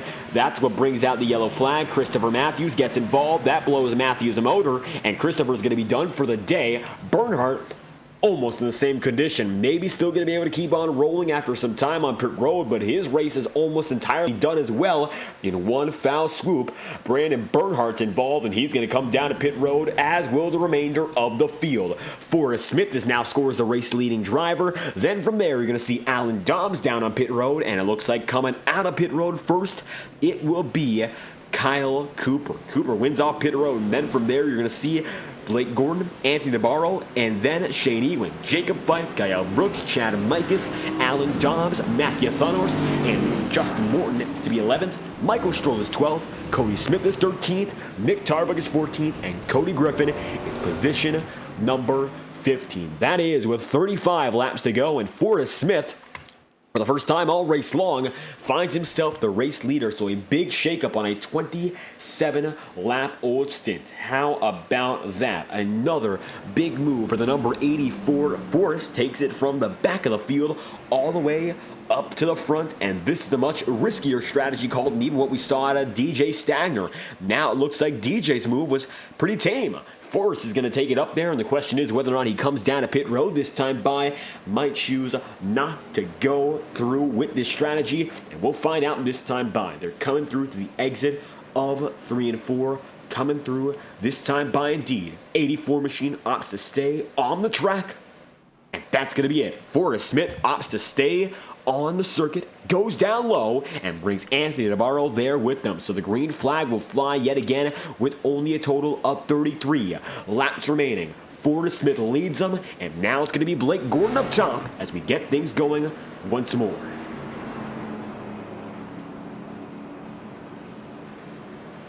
Green flag set to fly with 33 laps remaining here in the Tango Paints 109 lap mark is coming soon, but it's the Tango Paints 209 here in the Ignite Series. $9.09 on the board for your drivers.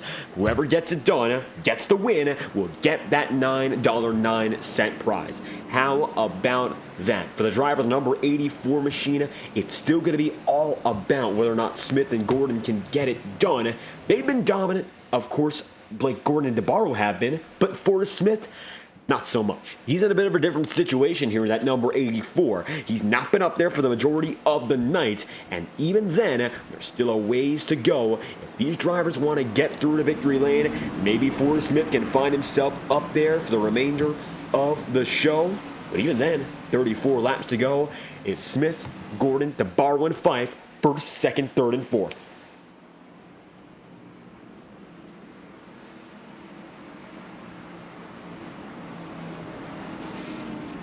As the field comes around, this time by 34 laps to go, on to 33. It's Forrest Smith for the first time up in front for Transcendent Racing. He's going to try to make this move stick. Big strategy call for Forrest as he leads the way with 33 laps to go. Green flag will fly, and Smith finds himself up ahead as we restart for the 7th time today.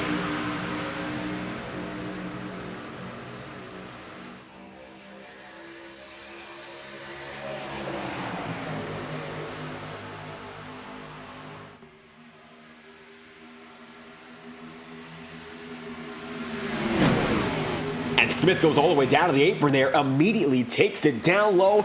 Anthony DeBarro is going to lead the way, and just like that, Forrest gets out of the race leading battle and is going to lead a green flag lap almost, and comes down to pit road immediately thereafter. All about the number 27 once again. Just like that, it is going to be DeBarro up in front. Then going to see Jacob Fife, Blake Gordon there too, and now the pressure's back on that number 27 who's been in control all night long. Fantastic performance so far for DeBarro, but it ain't over yet, and we'll take a ride on board here with Blake Gordon as he sees quite a lot going on just in front of him. The windshield will show you it's DeBarro right there. And if there's anywhere to be right now for a driver, you might want to be in that second spot, especially in a plate-style race. Super speedways bring home the action. No matter what lap it is, there's sure to be high stakes and great racing involved. So taking a look on board with Blake Gordon here in this number 13. You can see right now nobody to his side. But Jacob Fife might be able to make a run if he can get it up top. So far, nobody has. Looking back to the left side here, DeBarro still up in front. Rear view mirror largely empty, and you can see the handwork for that number 13. The handwork very minute right now. You just want to make those perfect adjustments, nothing too major, and that's what's going to get you to victory lane. Precision and efficiency. You can't make too many moves, and you can't make the wrong moves, because that will set you up for failure. Far from any success later in the going. Blake Gordon remains there in second right now. 30 laps to go here in Atlanta. It is Anthony DeBarro still out in front, and he looks to have it yet again as they come around to the stripe. Green flag still out with 29 laps remaining. To come through yet again, the Tango Paints 209 will all come down to this. 108 laps in on the day so far. Down the back straightaway, you'll see DeBarro still going to be with Blake Gordon. They're neck and neck, side by side, and still remain that way with no major changes to this point. They've been dead even for several laps now, and it looks like now that Blake's got that high side. He's got Jacob Fife even helping him, and at the line for lap 109, it looks like now will be Blake Gordon leading him through. Once again, Tango Paints bringing you lap 9 and lap 109 on the day here in the Tango Paints 209. Once again, the official graphic design partner of FTN Live. If you want to check out the highest quality iRacing paint schemes and liveries for a price you can't beat, visit Tango Paints on Twitter. Tall over to the entire Tango Paints team, creating high quality liveries starting at $50 per paint scheme. Check them out at Tango Paints on Twitter. We'd love to have you join the Tango Paints family, as once again they provide the official paint schemes and liveries of Fireball Talks NASCAR, the official graphic design supplier of FTN Live. We'll be right back after this brief promotional message from Tango Paints and bring you back with all the action in the home stretch here on FTN.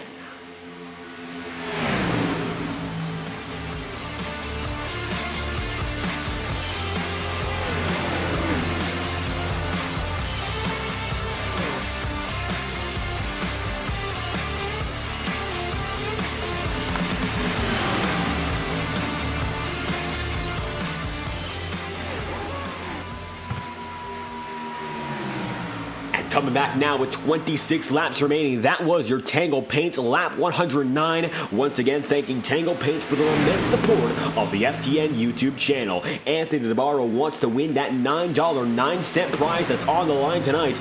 Getting it done, a money race in Atlanta, the first money race of this season. And there's a lot to think about for DeBarro right now up in front.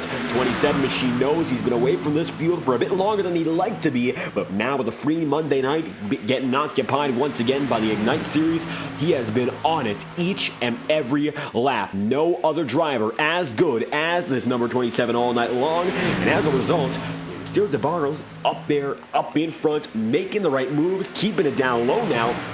And sometimes making the right move is just keeping it where you are. He does not have to make anything crazy happen. He knows he's got a good spot, and he'll keep it that way. Even if these drivers are getting a bit riskier, DeBarro's known how to place this car all night long, almost better than anyone else. And that's the way it will stay with 24 laps remaining, going down to 23 next time through. It's a double file pack up in front. 21 drivers are made up in this field. They're still with the leaders, and it's 10 rows of double file racing, and then Kyle Cooper immediately thereafter. DeBarro takes him down the line once more. It's going to be 24 laps to go. Now moving down to 23, and it's going to be now Shane Ewing right there as well. Blake Gordon up high. Anthony DeBarro right down low. Side by side, multiple rows deep, and DeBarro remains advantageous. As always with FTN, 22 laps to go. We crank it up with the best camera suppliers on the iRacing market, bringing you your wonderful onboard cameras for tonight's race.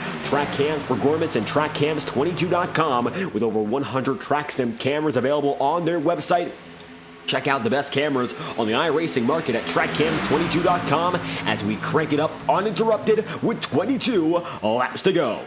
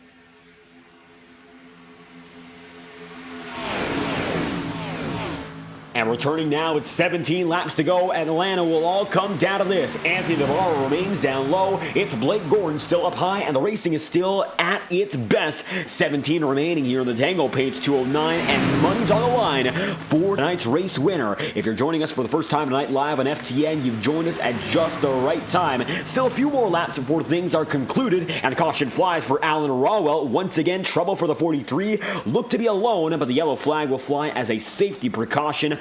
Either way, Alan Rawell once again losing control, and Alan finds himself once again 25th on the order. Just a bit of more trouble, and it looks like he's already spun by this point. We'll take it back a bit further. Rawell not having the best of days here in Atlanta. Might not like going back to this track if they ever choose to again.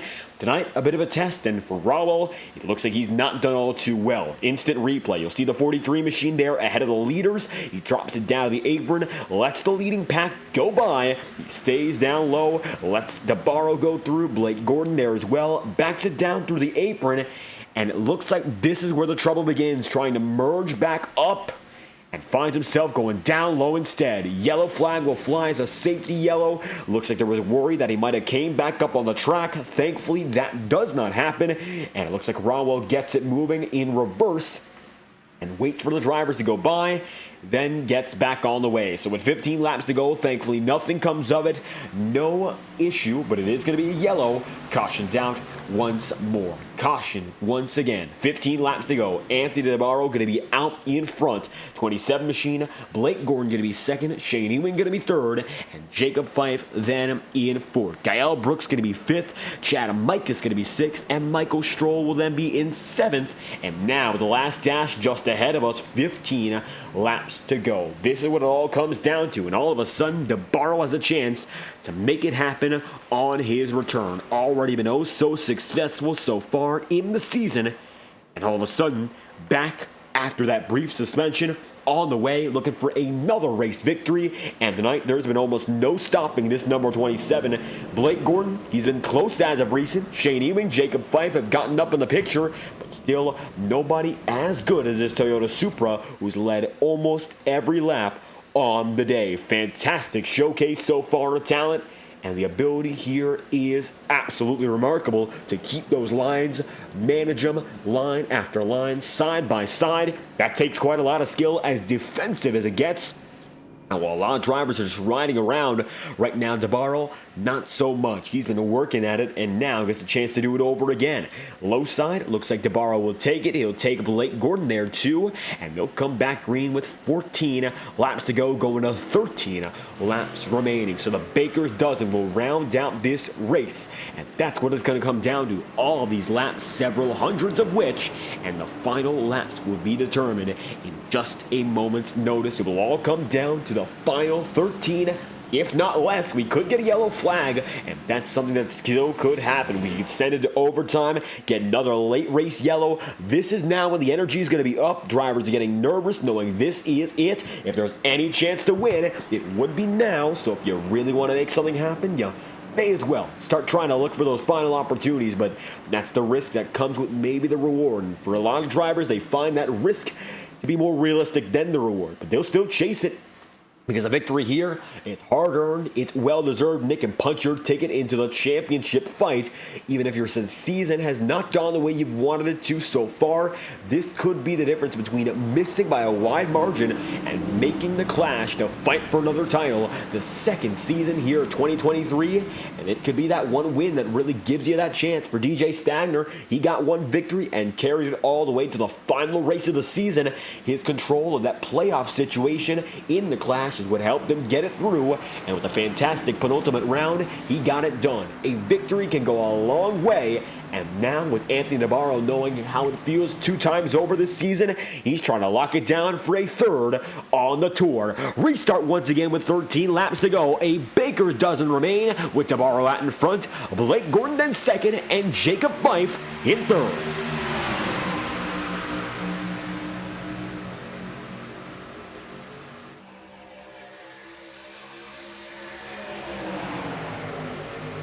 Just like that, DeBarro gets back on the way. Driver of that number 27 holds on strong. And still got Blake Gordon right up high. The question now becomes whether or not someone else will push Blake Gordon or if Anthony DeBarro will be even pushed. Right now, drivers know how good DeBarro has been, and while it might have helped him out earlier in the race, drivers want to get away from this 27 and maybe find a way to isolate him from the pack. If Jacob Fife can find that wiggle room, get that opening, and take the pack with him, that might be the end of Anthony's night up in front. These drivers know how good he's been at controlling each and every line, no matter where it is on the track. And if you want to win, you got to get around a driver who's that good, no matter the situation. And even though DeBarro's been fantastic to this point, it certainly is not over. You still have to hold on for the remaining few laps. And Blake Gordon is right there too. He'll lead another lap this time by.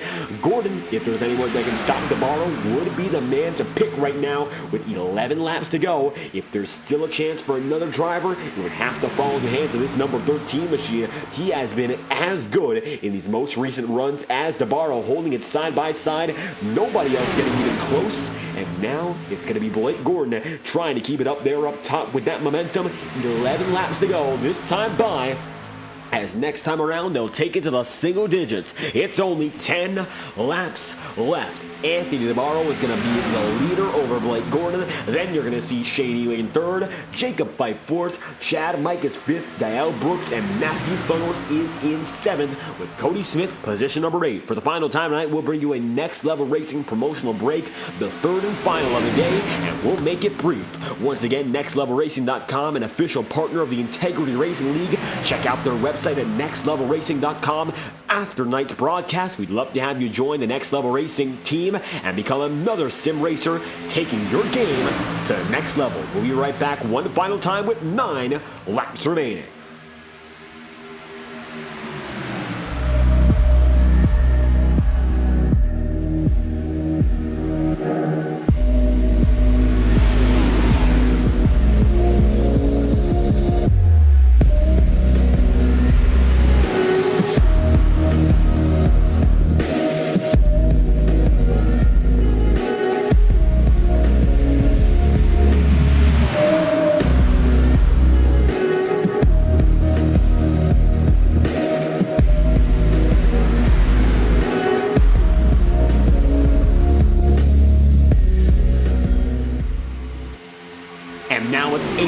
To go, the race comes down to this. The Tango Paints 209 is on the line, and drivers know it's make or break by this point in the show. Big wreck, it's the big one here in Atlanta. Multiple drivers go around. It's going to be huge damage. It's carnage all over, and the yellow flag will fly with 7 laps remaining. This will take us to a 3-lap dash at the most, and Forrest Smith gets destroyed. Cody Griffin, Alec Daffin, all of these drivers coming around at once.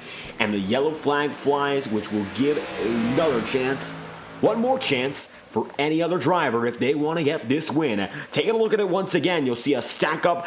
Daffin sees Cody Griffin go around. Griffin gets into Stagner, gets into Bresci. Then Daffin, Ford Smith, Trevor Trago barely gets away, and another big collection of drivers getting involved. It's the big one here in Atlanta, the biggest wreck of the day. By numbers, by size, the smoke show was massive. And just like that, trouble brewing more than ever before on this circuit. Atlanta's going to see some trouble for the first time. It's a big issue, and this will take us down to the final few laps. Very little left. 6 laps to go. This time by. That's what it's all going to come down to here. And an unbelievable night for Anthony DeBarro so far, as dominant as he's been. Now you take away all those laps. Over 130 we've ran to this point. They almost mean nothing. If you made it here, that's fantastic, but over 25 drivers have. Very few didn't make it, so it's rare not to have than to have. It's really that simple. And right now, for these drivers, they know that. It's not that hard to make it to this point. The question is, can you make it to the checkered flag? That is the most important point of the race. And now it's moments away, and drivers will do whatever they need, no matter how risky, no matter how intense, no matter how aggressive they need to get. It's now or never. It's do or die. If you're going to make your move, put your mark on the track, you've got to do it here. This is the time to make a difference. It's the time to really show what you're made of. If you want to win it, it comes down to this final stretch. DeBarro, Blake Gordon, they have been fantastic all night long, and we're going to see the choose rule put into effect potentially for the final time tonight. So it might be a 4-lap shootout if they go next time around. As we take a look at our starter camera once more, it's going to be Barney the Flagman waving the yellow right now, and we'll see the drivers come around to choose high or low yet again.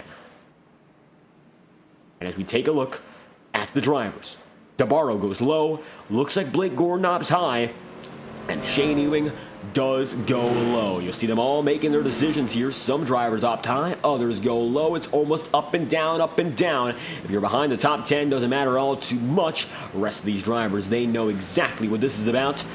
Looks like now the leaders have made their choices.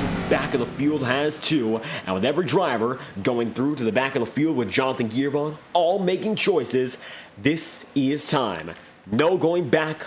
4 laps to go. We head green. There's still a chance for yellow, which will bring us to overtime procedure. And as always, overtime procedure extends the race for up to 3 2-lap dashes. But in the case we don't get that, the race will be official when we get to the white flag. Checkers or wreckers, if we make it to that white flag, the race will end at whatever lap that is. In this case, it'll be 136. The race will not be extended artificially, but instead we'll have a bit more time to watch the drivers get through the motions. 4 laps to go. That will be it. But when they get by the start-finish line for that white flag, there is no turning back. So drivers are either going to be a bit riskier here and maybe send us to a yellow flag, or they're up to get to the white flag and go from there. It's going to be choosing your destiny. This is all about the drivers here. They got to work together. If they want to make it to the white flag in one piece, that's their responsibility. If they don't, they're going to show it. We're going to see it unfold here and now. $9.09, that's what's on the table for your race winner. And with 4 laps to go, everyone's looking to get that top spot and the race win. Green flags out yet again. 5 laps to go, going down to 4 here with DeBarro leading and the rest of the pack immediately trailing right behind.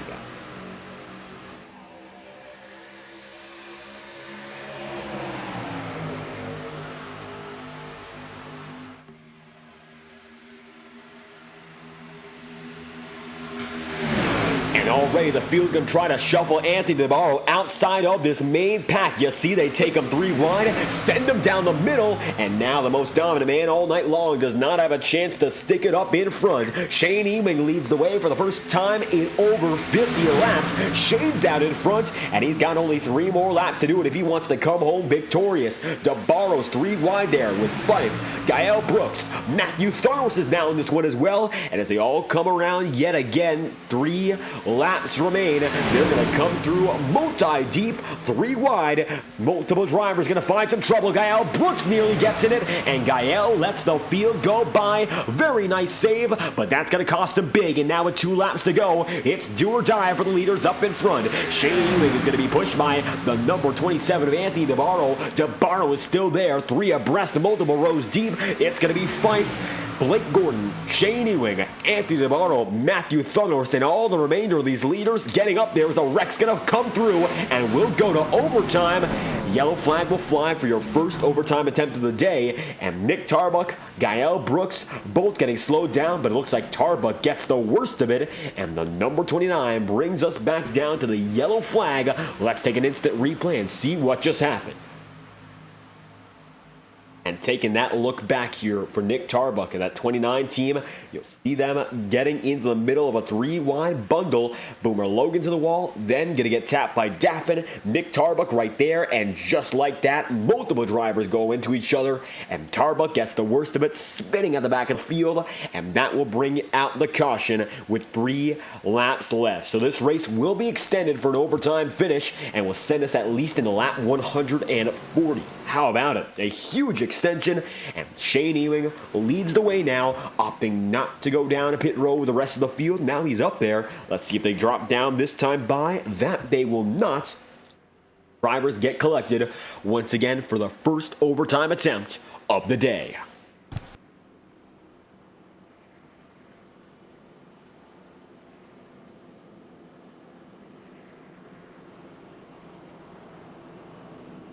And And all of a sudden, drivers are already bunched up for the race, and looks like they're going to not go down a pit road. Of course, track position is oh so critical, so if you have it, you don't want to waste it. We're going to go above 209 miles. This will bring us up into at least 215, the way things are looking.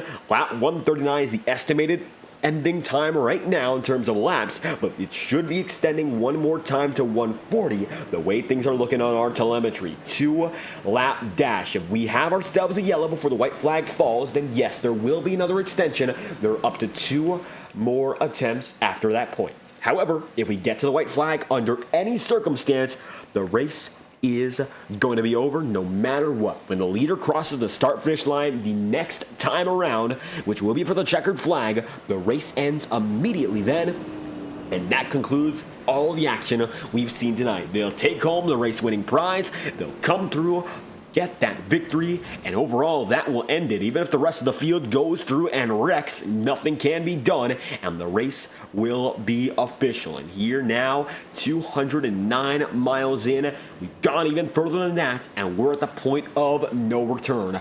Overtimes here in the Ignite series, we most often don't see them, but when we do, it always comes down to whether or not we go past that first attempt. Tonight, Shane Ewing might not hope to, because he's up there, and that 32 goes down low, leading Jacob Fife. Fife goes high, Navarro's down, and they go up and down and up again as they get set for another chance at the victory. The Tango Paints 209 has all come down to this 2-lap shootout. Let's see what these guys got.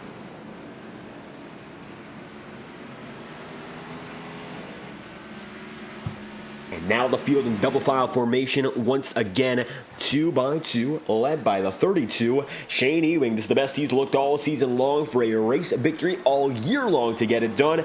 And despite the fact Anthony Navarro is right there, still the most dominant man all night long, having that one extra spot means a lot if you know how to defend. Defensive racing, it can all be about doing it right and doing it wrong. If you can do it right, you can hold on for a lot longer than 2 laps, that's for sure. But if you do it wrong, you might find yourself in a wreck, and it might come back to bite you even quicker than the white flag can fall. These laps, they're short, the mileage is not long either, and now as they come through this time by, Shane Ewing and Jacob Fife will come through and get it done for the first overtime attempt of the day. Will they come through as the winners, or will someone below rise from the bottom of the pack and make their way up? Let's find out this time around as they come through. It's going to be Shane Ewing down low. The iRacing official pace car is down and in, and the green flag will fly to conclude the Tango Paints 209. $10 on the move, and the green flag is back on the way. No, it's not. Yellow flag's out immediately. Another incident, Boomer Logan. And we're already up to our second overtime attempt. And it looks like some trouble here on the overtime attempt. Not even getting past the first few feet. Green flag is not out. So we are at our second attempt. We just drilled through our first. Let's take a look back and find out what happened here and see what caused it, because immediately the yellow flag will fly yet again. And that's why McFerrin already going to be taken down to the bottom with Boomer Logan. Yellow flag out before we even knew it. And all of a sudden, we're up to our second overtime attempt. Just like that. Very, very quick. Almost no notice. And we'll see what the procedure is here as they're already bundled up yet again. Looks like double file even still. And we should be set to go next time by. Waiting for the iRacing official pace car, which is not with the drivers right now. Pace car finds itself as it stands behind the pack. And they're getting ready to do it once again. A green flag going to be delayed by another incident, so we'll be going further than 140. It's going to be the second overtime attempt, and in a moment's notice, we lose the first attempt and go on to our second. Every yellow flag from this point onward will trigger a green-white checkered attempt. So if that happened before the green flag fell, maybe there'd have been a chance to save it and keep it there, but now we've lost that first attempt. We're on to attempt number 2, and there is no turning back. So say that were to happen again, we would be on to our last one immediately. Trouble brewing here in Atlanta, and all of a sudden, Shane Ewing, Jacob Fife up in front again. The call from the admins, keep it the way it is. Still, the iRacing official pace cars lights, they are on. It's back in front of the field, so we'll have another full caution to get ready and prepare for what's next. And tonight getting a little crazy later in the racing. I'll tell you this much, this was not anticipated. With maybe 30 laps to go, we might have gotten that run all the way, but slowly but surely, yellow flags come to pass, and Alan Rawell involved in a single car incident that led to the overtime finish, eventually coming through with another huge hit before the 10 lap to go marker. And then we got around to this point, and now we see another yellow flag in a row. We've already gone through our first overtime attempt of the day. Second is already in the cards. Third is on deck. So now we've only got 2 more chances to finish this race under green, and now looking less likely than ever we can do that. Even though we've had good runs, some longer ones, it seems like the short runs might be able to dominate until the very end.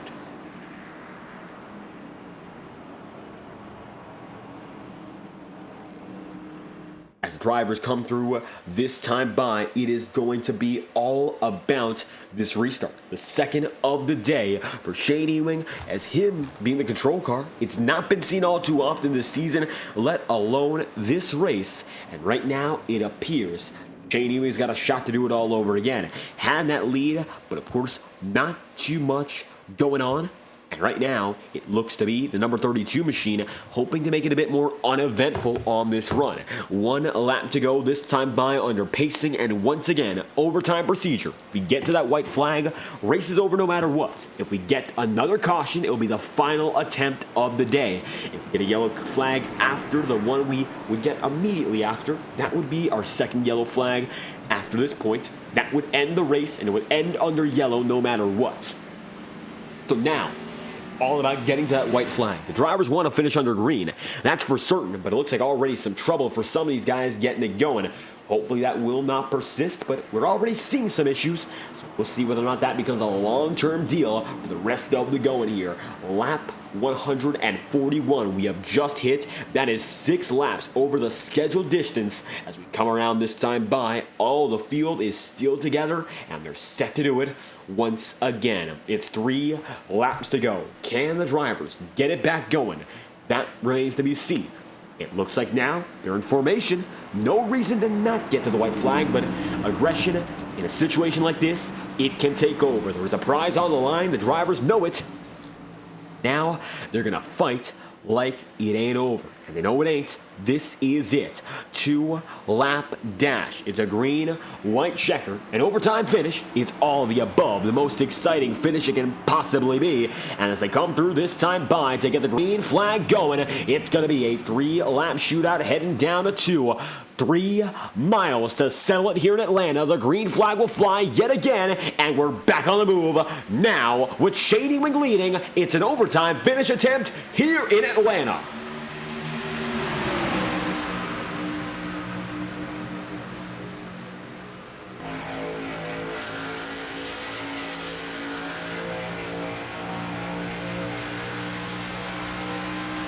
And look at our board here with the leader of Shane Ewing, Anthony Navarro, already up high, making some moves. You can see 3 wide on back, but they look to be good to go to make it to that white flag. Coming around this time by to make it 1 lap to go, it is going to be Shane Ewing barely leading that time through with Navarro up high. The white flag is out. This race will be official. Cody Smith destroyed with Justin Morton, but now it's time to make it to the end.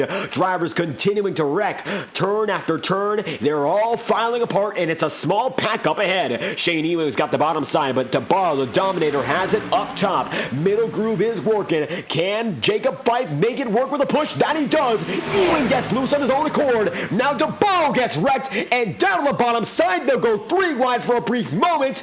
And with the slipstream in hand, Michael Stroll gets it done. Perfect avoidance down to the apron, and Michael Stroll pulls it through for his first win of 2023B. Gets the paycheck, gets the checkered flag, and Stroll pulls it through to win in Atlanta. Winning the Tango Paints 209, Michael Stroll is prepared to burn down the house in Hampton. And how about this for Michael Stroll and the number 38 team getting it done and now set to burn it down. How about this one as Stroll comes down the line? Let's get the drone camera to follow the burnout as you'll see Stroll make it through at the front stretch. He's there, ready to put it on the wall.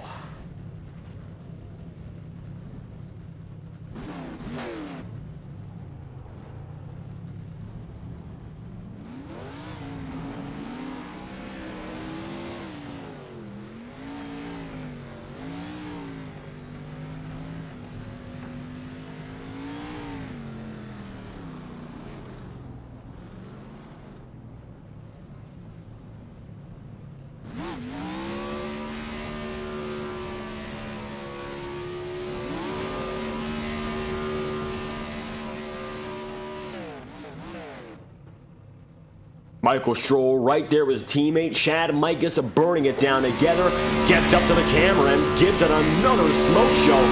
And Michael Stroll still celebrating this one big. Take a look at the big burnout, the donuts in tow, and Stroll continues to celebrate this one as his teammates come around. Domination Intimidation Racing has another plate winner, and this time it is a Michael Stroll.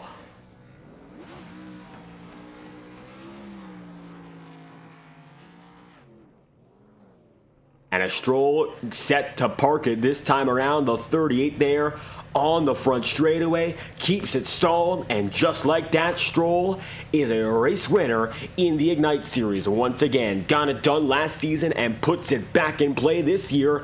And just like that, Michael Stroll back on top. How about this one for the number 38 machine as we brought you all the action. Now time to get your top 3 interviews as we're going to read off your results very, very quickly. Michael Stroll, of course, the man who gets it done. That number 38 machine on fire all night. Of course, not up at the front per se, but making the right moves on strategy. We saw him make it up earlier in the middle section of the race.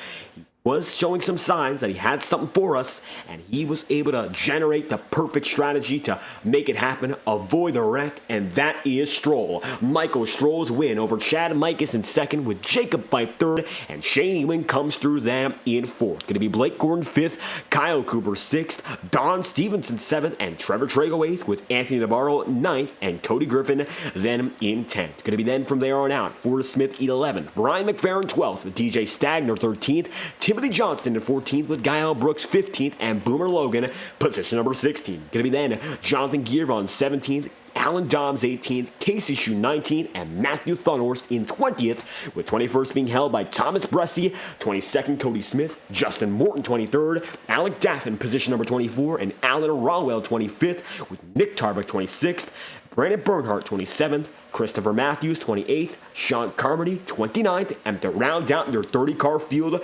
Travis McQuistion and the number 93 laps down. So how about that race victory as the 38 is back on top.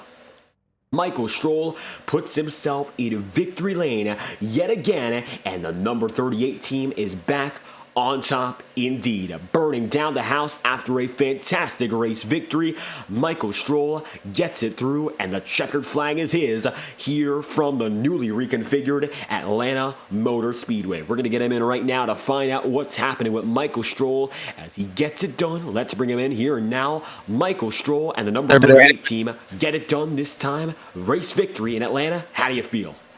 Oh man, relieved. Those last handful of laps with, after we pitted, whatever, being 3 wide. I think the whole field paid attention to when Stagner took it 3 wide to the wall and found pace up there, and was gaining some ground. So I was trying it. There's not much room to go when everyone's like 2-3 wide in front of you. So you just kind of hold the wheel. Great day for us. And DIR 1-2. I keep my top 5 streak alive. I think I told you last week I was a little timid about this race being an unknown, with it being in New Atlanta and stuff, but just real pumped. Sometimes these things go your way like that. It got real hectic at the end. The 32 lost it, and then the C's just parted off the forward. All I had to do was lead the most important lap right there, unless like the last 100 yards or whatever it was. But feel real good to get a win. Let's go. This is awesome. And the final lap is absolutely the most important lap to lead. And it looks like tonight we didn't see you all too much up in front. There were some glimpses here and there. Strategy was upside down for everyone, but eventually you made it there. You found it up in front. So what was the most important thing for you to keep yourself in the mix despite all the very chaotic moments here on the track?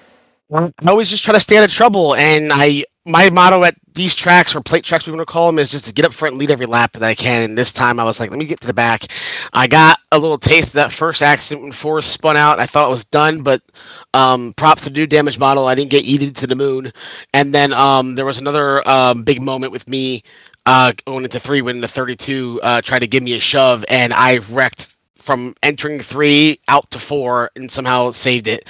So I was up front a little bit, in the middle, in the back, and I just methodically, if you can call it that, methodically worked my way up to the front, and just real proud of our team. I know some guys didn't finish as well as they ran, but just real proud of DIR, real proud of this league for putting on a great show for you guys. I hope you all enjoyed it because it was 3x3 for a while, and I know at the end we were like 4 or 5 wide, whatever it was.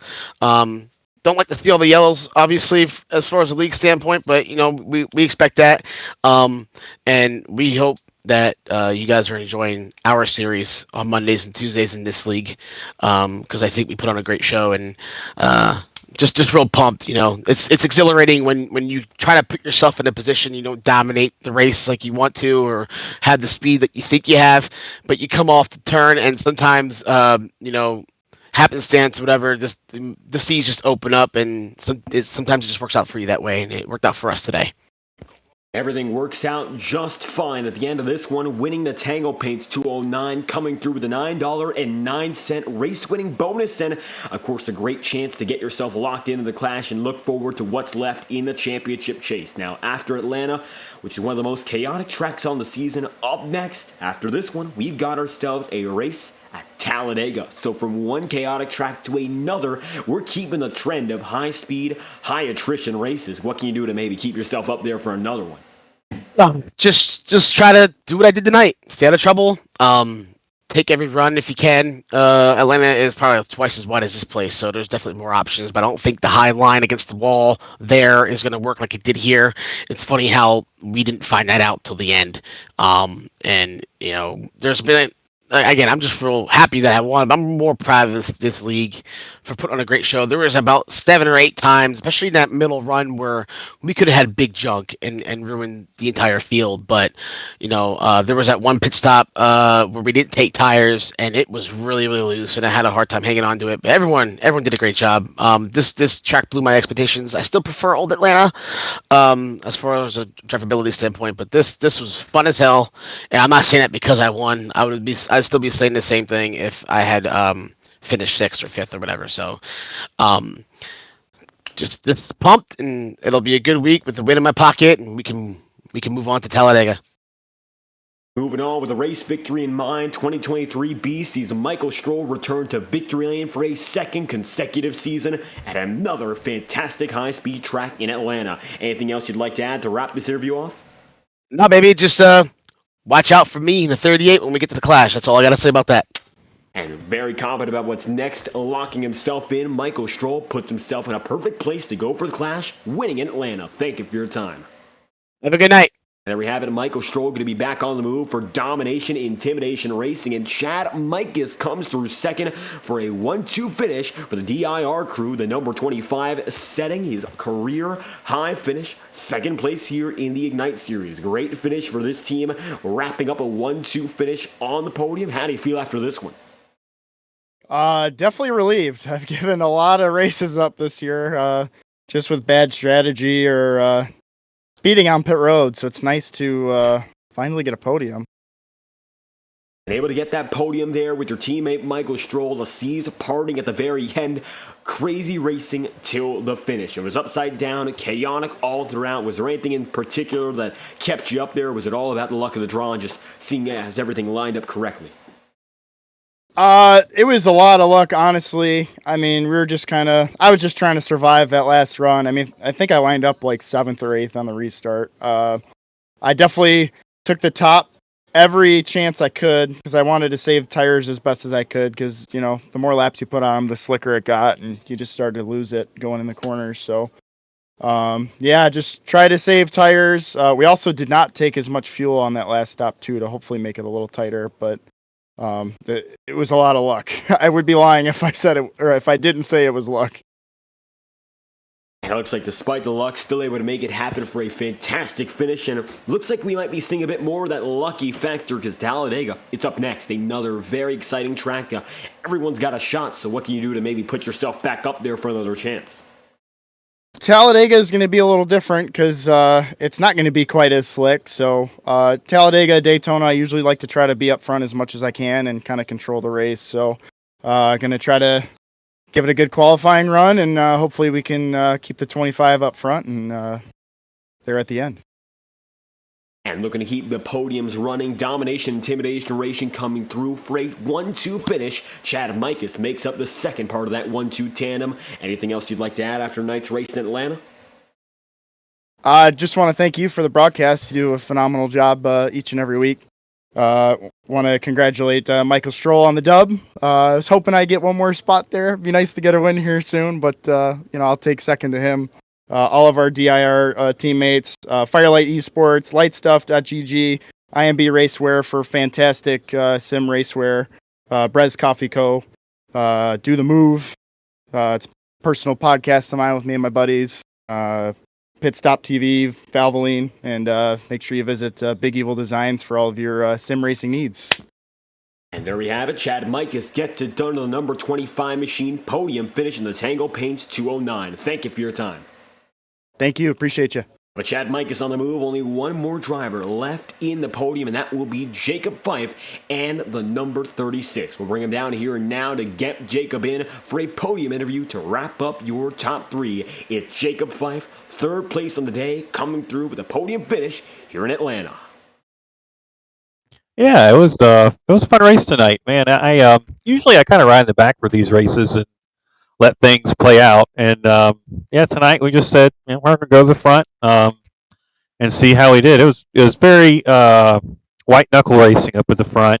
Obviously, didn't want to have that last lap get together. I think between DeBarro and Thunhorst, and I think I was in the middle there. But it was a fun race. Like I said, that last lap stuff, kind of know that's going to happen, but obviously you don't want to take out people, which is unfortunate. But glad to get a podium out of it. We'll move on. And able to move on with a very solid podium tonight and a lot of chaos in that last lap. Overtime finishes. We don't see them all too often, so what's the mentality going through knowing there's so little time to make so much happen? Yeah, I mean, don't lift, I think is the main thing. I was trying to help DeBarro as much as I could. I knew I had to cover the bottom. If somebody went, I think Blake at one point went 3 wide to the top of me. If he did that, that's fine. I didn't think that would build up enough momentum in 2 laps. And then we got to the white and kind of got sorted out a little bit there. And then DeBarro went up the track just enough to where he left a hole. And at that point, you kind of have to take it. I mean, I didn't necessarily move my line, but he moved up enough to where there was room. So, and then obviously, I think it was Shane on the very bottom got loose and spun, and Thornhorse came up, and we all met in the middle for what it looks like. But yeah, I mean, just can't lift. That's kind of the unfortunate way these races play out at the end. And if you do, you're just going to either be in the wreck or you're going to be losing a ton of spots. So stay in it and hope for the best. And staying in it till the very end, another chaotic track at Talladega, and it looks like that's going to be a pretty similar mentality, very similar in the terms of the way they drive. And right now, looking at another race just ahead of us, what's it going to take on Monday night to go for another podium? Yeah, I mean, Talladega will probably end up being a little bit more relaxing than this was because there's no handling there really. It's just all about drafting and positioning and just trying to put yourself in the best position to be up at the front at the end. Atlanta, you had to let off and move around and hang on to the car. The car was really loose in certain points. So Talladega will be a lot simpler as far as that's concerned. So maybe I won't be sweating by the time of the end of that race next week. Tonight I'm a little warm, so we'll see how it goes, and hopefully we can kind of start racking some good finishes together, so we can get caught up in the points here.